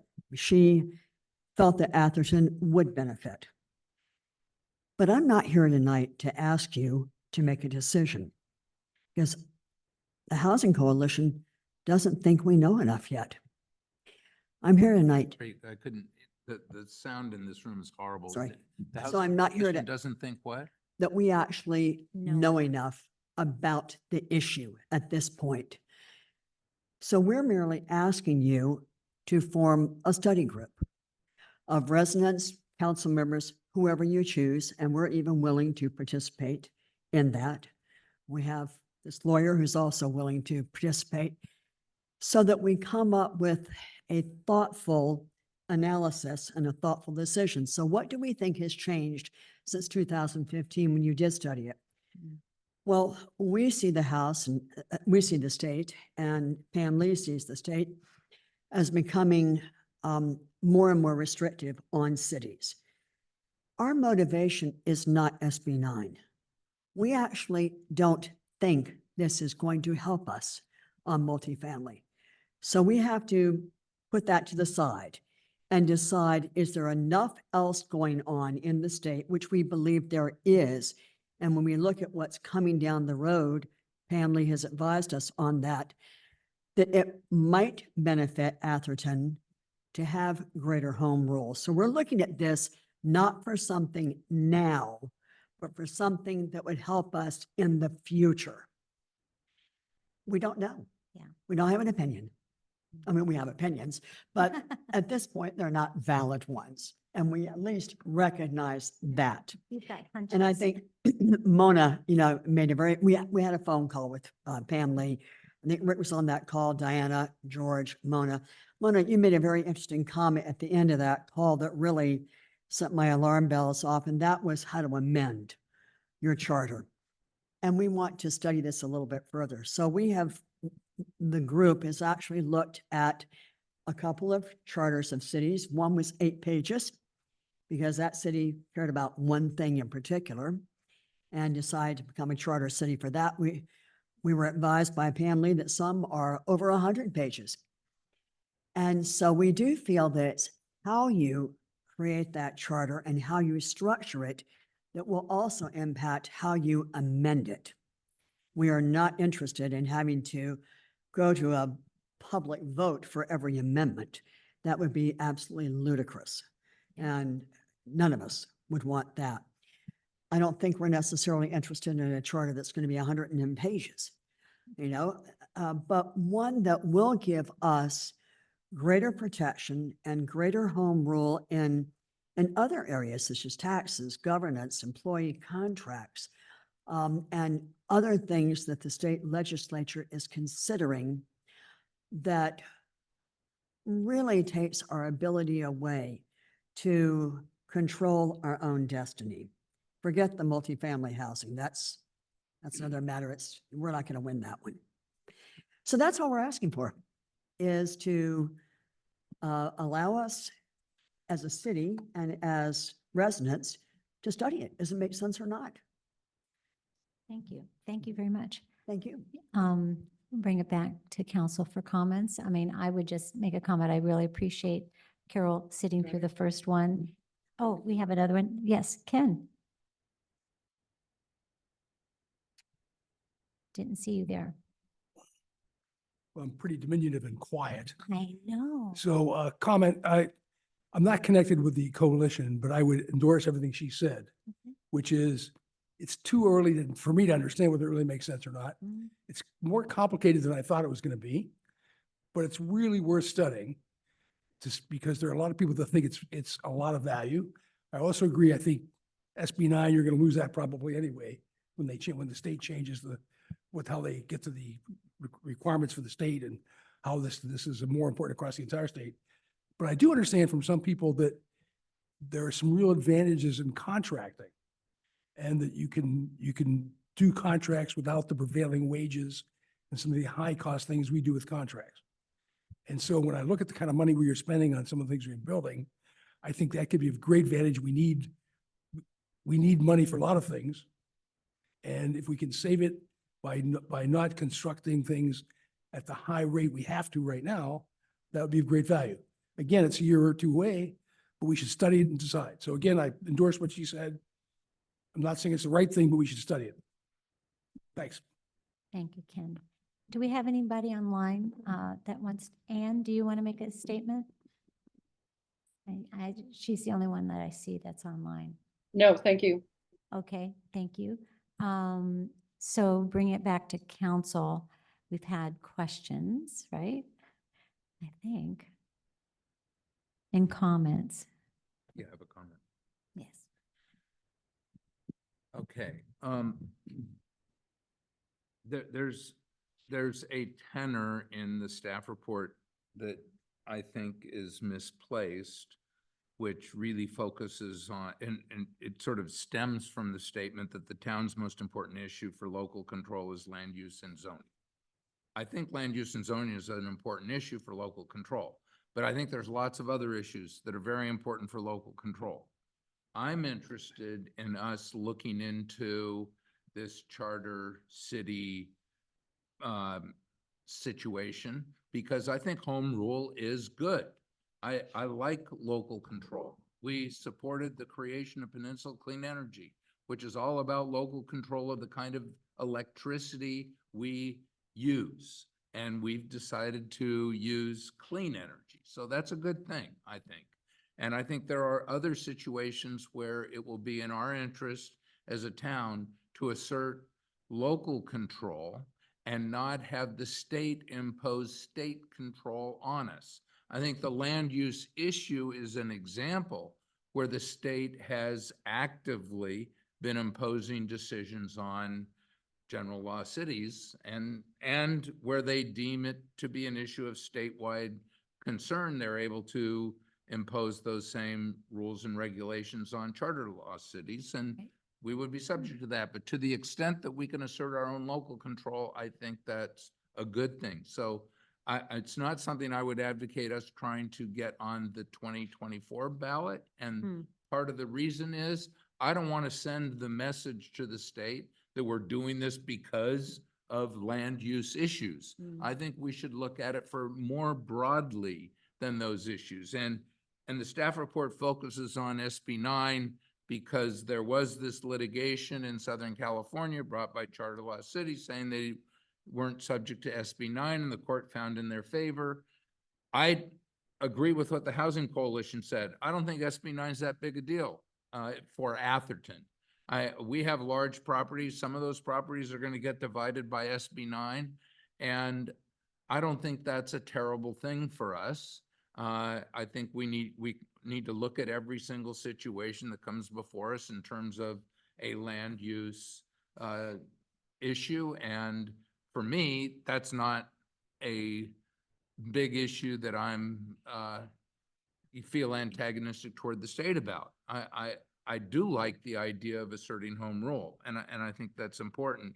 And it sounds like, given Mona's comment, that as long as we don't exclude it, we're going to have, if we were to become a charter city, we would have the right to assert our home rule decisions on land use anywhere that the state hasn't deemed the issue to be an issue of particular statewide concern.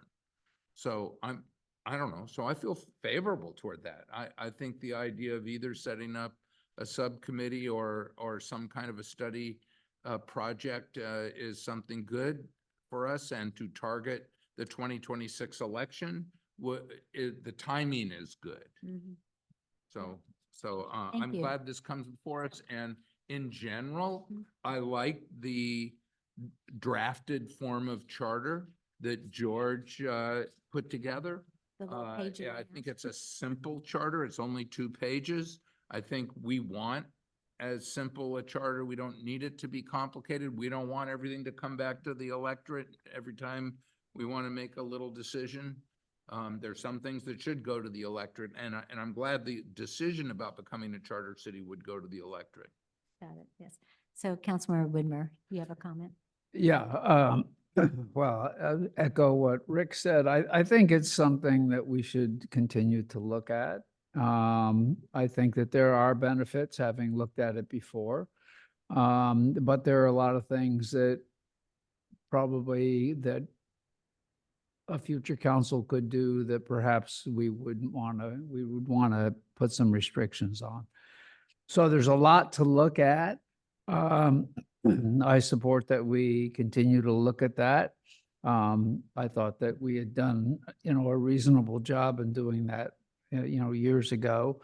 But some issues came up and they were valid issues, and we want to make sure that we don't, open Pandora's box, so to speak. So, I do believe that there should be more discussion on it. I do believe that there are definite values to us becoming a charter city. But I think that we should have a committee or something where we also have some residents participate in. And so that would be my suggestion. Thank you. I agree with Rick. I think that we've got a decent housing proposal. I'd like to see us continue to move forward with it, and not become antagonistic to HCD. And not have like a knee-jerk reaction where we just go do something to do something, and then suddenly we find out that, oh, by the way, we created other problems. So let's study it and then target something in the future years. Thank you.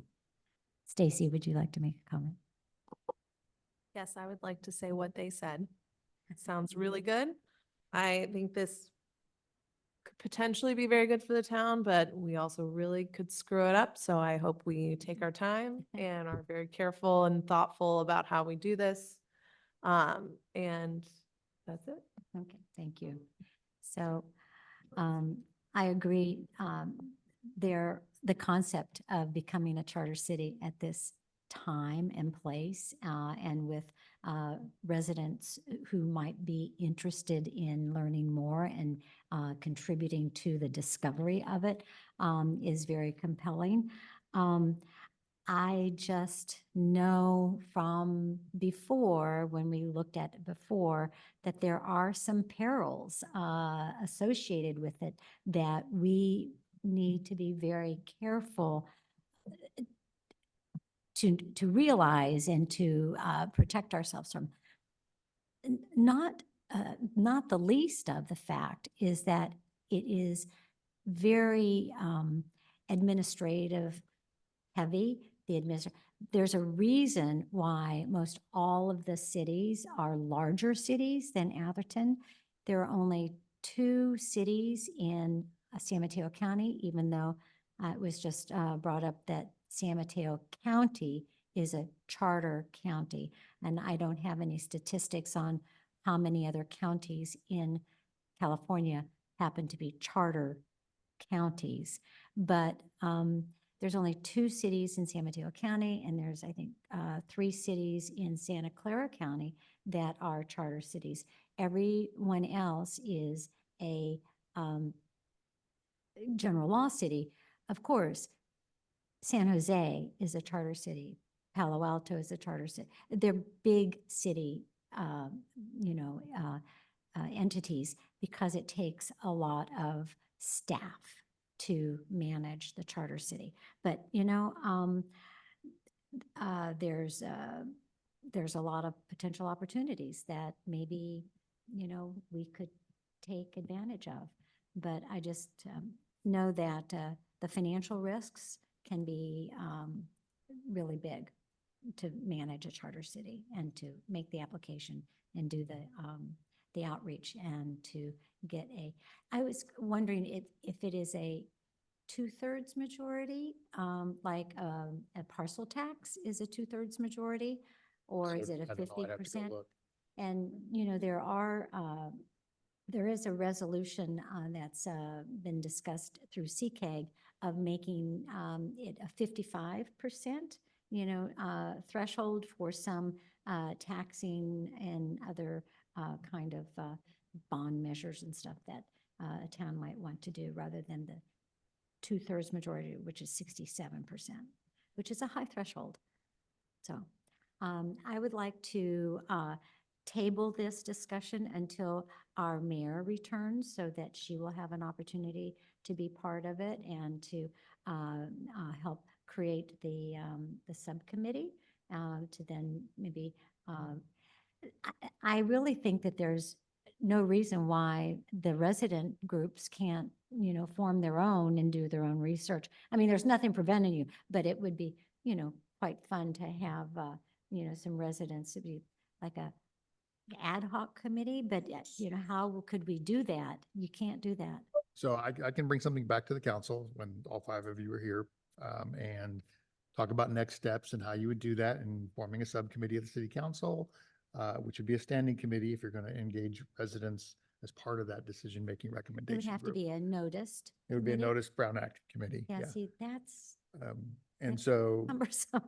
yeah, there would be staff time and resources involved, but I think the city attorney has some additional Oh, comments good. as well. Okay. Mona? Oh, I was just going to provide 2 additional comments in response to some of the feedback that we heard in public comment.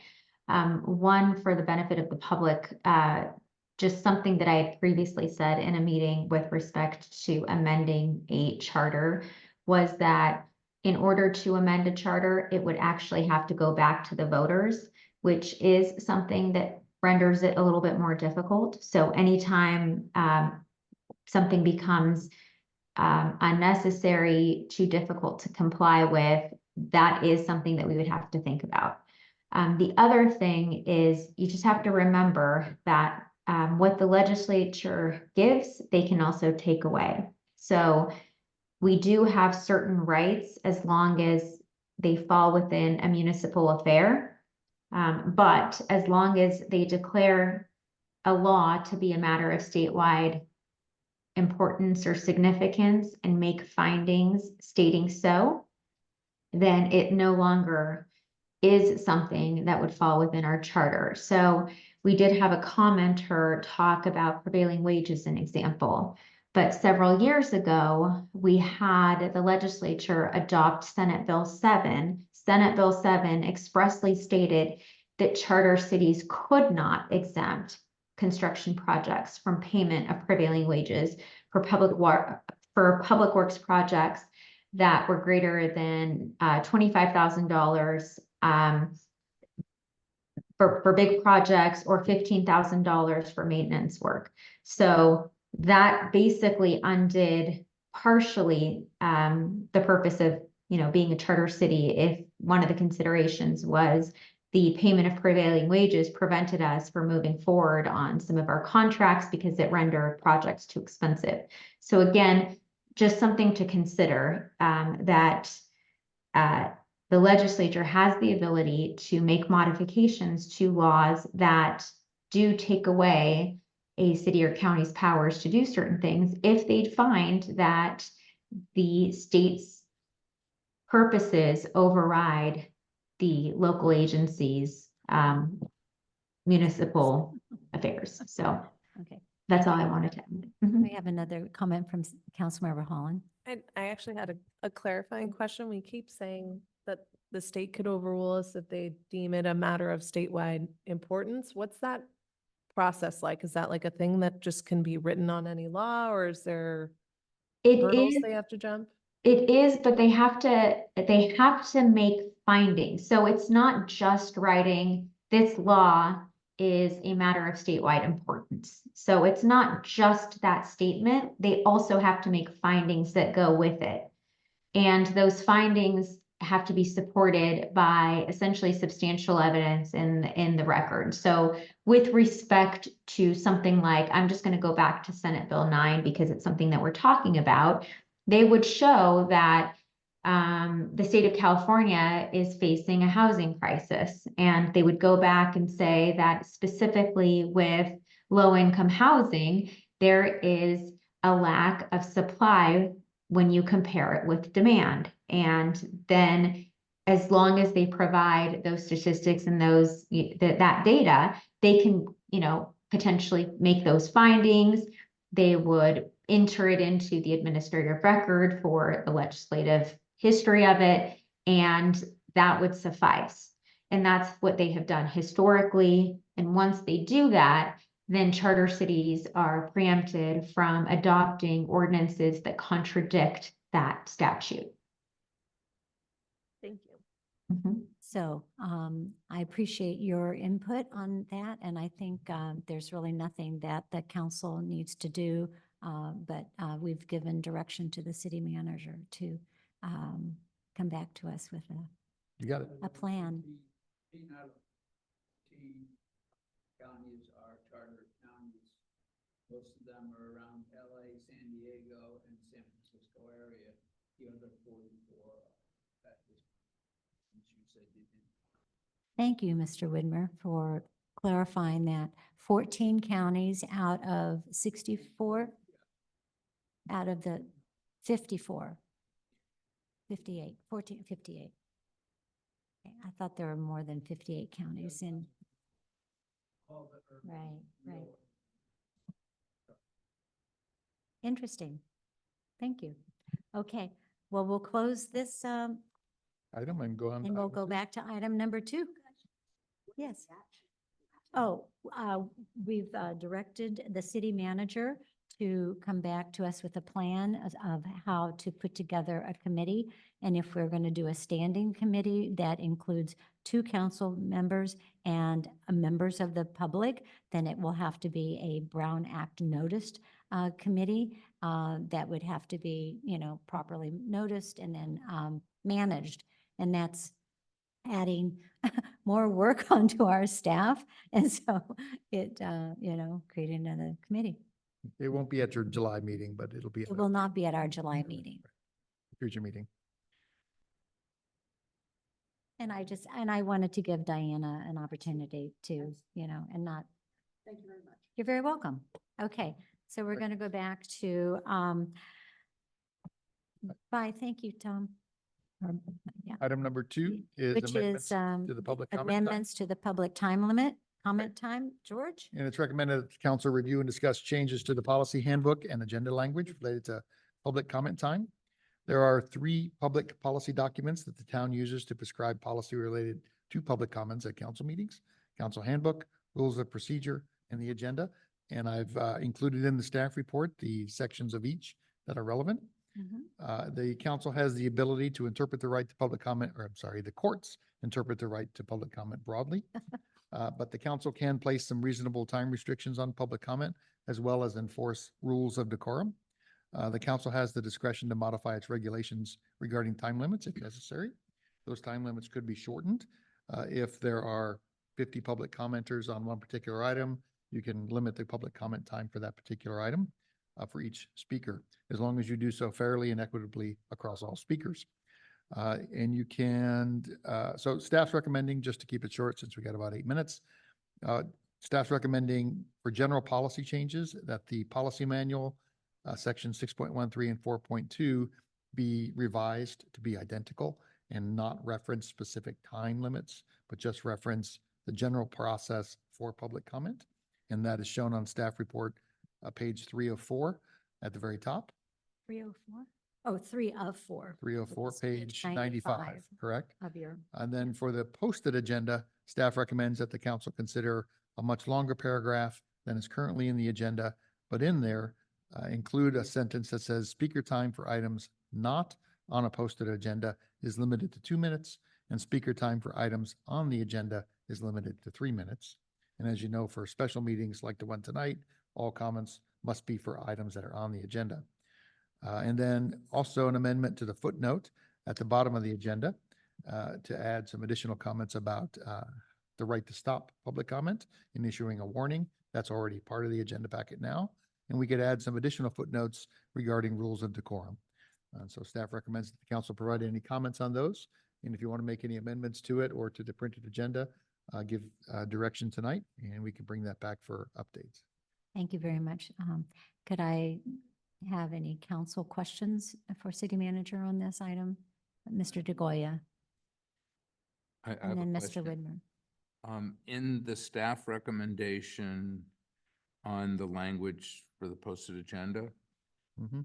could we limit the comments for items not on the posted agenda to 1 minute? Okay. Mr. Widmer, did you have a question? No, I have comments. Okay, well, thank you. Stacy, you have a question. So just to clarify, it would be at the mayor's discretion to extend time if someone is doing a relevant public comment and not just hate speech and, If it was during the general public comment Yeah. period, you need to treat all speakers equally regardless of content of their speech. okay. Okay. I don't have a question. So will, any members of the public, do we have any, Ken, would you like to make any question, comment about this? Okay, great. Then we'll bring it back to council, go for Mr. Widmer for comments. So, at the top of the page 4, there should be some comment about limiting the number of times that somebody may speak on the same subject. So we do that today.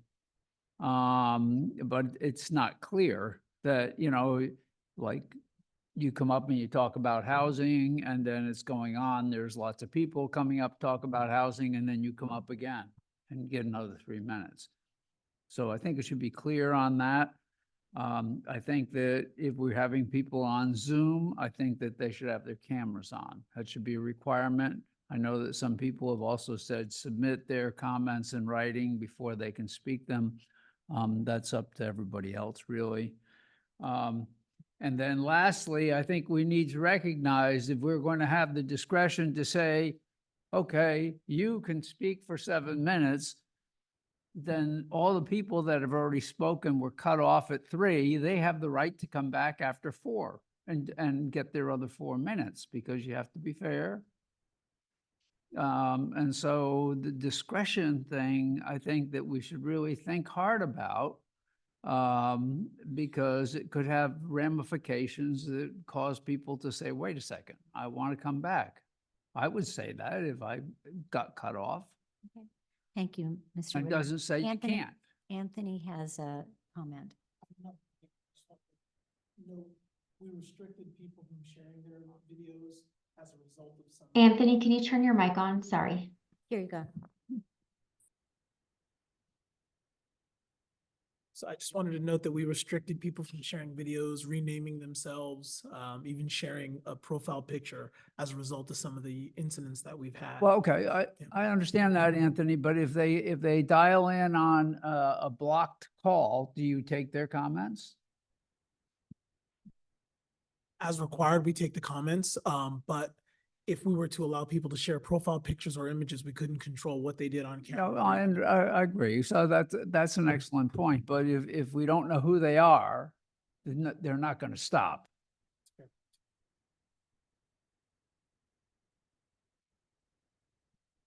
Okay, I think that the discussion and suggestions by staff and staff report are good.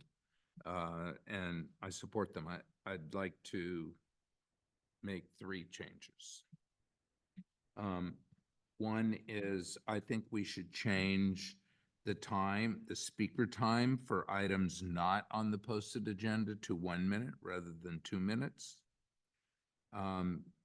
Number 2, I think that this is a minor issue, but right now it says the mayor may at their discretion restrict or grant additional speaker time. I don't want to assume that our mayor is a there, so I'd like to change that language to be at his or Yeah, her stuff. discretion. Because there is not a person. It's a group of people. Oh, Okay, okay. Just, you guys, we should use that Well, then language. just say because at the some people mayor's- don't identify by. Then maybe the artful way to handle this, which is really what I'm trying to do, is to say the mayor may at the mayor's Yes. discretion. Okay, it's not a pronoun thing for me. And what about, And- what about if you're gonna have that? What about the people who've already spoken and been cut off? Are you going to? Well, put it some- says, it's based on certain considerations that are general meeting the considerations, the agenda length, the volume of speakers, which means the number of speakers, I think. I would change the word volume because it's really a number of speakers, the complexity of the item, looming threat of the loss of a quorum. Those don't deal, that's not an individually focused. Well, and Just also if there's carry. only one or two member in the, in the audience at the time, we've given, people extra time to express, right? Exactly. But if they don't, yeah. And then I do think that 1 minute is for items not on the agenda is fine because we're not here to talk about, random things. Do you know what I'm saying? I think that's, they want to talk about a random thing that's not on the agenda. And Yes. just, maybe I could clarify an agenda practice to address Councilmember Holland's concern. If there is someone coming to the meeting, like Peninsula Clean Energy or for Healthcare Wellness Month or Mental Care Wellness Month, and they're presenting something to the council, they could be under the presentations portion of the agenda at which there is no, it's not a Time public limit, comment, it's a right. presentation. So they have a longer time period to speak. But if they're just showing up under public comment, then it's limited to the restrictions under public comment. And if there's, one person making a comment and they've got a big issue that a resident that has a big issue about something and they're the only person making a public comment and it's not on the agenda and the council deems that we should give them more than 1 minute, we can give them more than 1 minute. That's If there's totally nobody within else the in mind. discretion of the mayor. Stacy, I think you had your hand up first. Yeah, I have not seen many non-agendized public comments during my tenure. But the noise ordinance discussion that we had when I first was on the council was stemmed from a non-agendized public comment with someone having noise ordinance issues. And I remember he talked for longer than a minute. Mhm. So as long as there's some flexibility, like if we're getting bombed by people, then like we should definitely have 1 minute, or if there's a huge number of people, I think having flexibility is good. I just worry, like 1 minute, if someone really, a resident really has something they want to talk about, 1 minute is very short. So I would be nervous as a resident to have, And, yeah, Councilmember Whitmer? I think somebody coming to speak about something that's not on the agenda is so that perhaps it could be referred to staff to come to the agenda. So this is something that the council or the staff hasn't thought of before, and they think it's a problem. And I think 1 minute is too short. This is the public's time to make us aware of a problem that we may not be aware of so that we can ask staff to look further into it and agendize it for a future meeting. And if they're cut off after 1 meeting, they may not say enough to be able to do that. I don't agree with 1 minute. You want to cut it to 2? Okay. I think that 2 is probably reasonable. 1 minute is not. I'm not in favor of 1 minute. I have That very reason. I have a Stacy. question. Mhm. When we were having all of our massive amount of public comment around housing last year, Mhm. there were a few times when people wanted to give their minutes to somebody else. Is Mhm. that, No, you that a can't do thing? that. And do we want it to be a thing? No, I guess you is. cannot do that. Okay. Okay. Jeff, hi. We've already, Carol's left and she asked us to move the agenda item up. So we've already discussed it. We're now talking about public comment time limits. So you probably You did. You missed the meeting. I'm so sorry. All I right, just didn't you know, want it you. only got Yeah. moved up because Carol said she was representing you and she All right. do it. Call Carol. Unfortunately, I've got to roll, guys. Sorry, it's supposed to be over at 6. Well, you know, Oh, I think Wait, we so what are talked we a little deciding? long. Sorry. What did we decide? Apologize, but I have another engagement. I have to ride to my bike to get to. Okay. And we're supposed to have these meetings end at 6. Okay. Nice to see you. See you, Bill. Okay, so We still have a quorum. Yes, we Still have can a quorum. continue. Yes, of course we can. Yeah. Yeah. So, so so let's not, discuss the 1 to 2 limits right now. And you had another comment. You said you had 3 Well, or 2 no, comments. I can, that's okay. I mean, I can make another comment on the 1 minute issue. Okay, let's make another comment. I think this is for items that are not on the agenda. This is, we've had some experiences where there's quite a number of people who want to give public comment on issues not on the agenda. Some people may see their comments as acceptable and others as unacceptable. I think 1 minute is sufficient to sit through those comments. When we have somebody come in, where we have one of our typical meetings like this, where a resident has a big concern and that's the only person giving a public comment, I think it's no problem to let the person extend it if they've got some big issue. And I think this proposed language gives good discretion to the mayor. So I like it, and I would make a motion that Okay. we approve the staff language with the change to 1 minute and a couple other small, insignificant language changes as we've discussed. The there to mayors. Yeah, the mayor's. Okay, we're only taking this one section. And the Right numbers of speakers and change volume to number. Yeah. Yeah, okay, and change the volume numbers of speak. Okay, yeah, that is true. all right. I'll second that. Okay. All in favor? Aye. Aye, okay. So I just want to tag on my rationale for accepting the 1 minute rule here is that I do believe 1 minute, if somebody has an issue about like maybe a noisy neighbor, you can say, I've got this noise issue and we note it, and then we can follow up with that person. I don't think that we need to give those people, the residents, you know, the amount of time to make their case in front of council at that point. But they've made their statement. And we're not restricting them, but somehow we've got to. I think what we're trying, I almost think that we're not going far enough with these limits on public comments because of the Zoom bombing. I mean, I think that's the only reason we're making these Yeah. modifications. 1 minute of hearing that will feel like 15 minutes. It does. Exactly, So, exactly. you know, Yeah. it's rough, and it's Right. basically just a race to see how quickly they Right.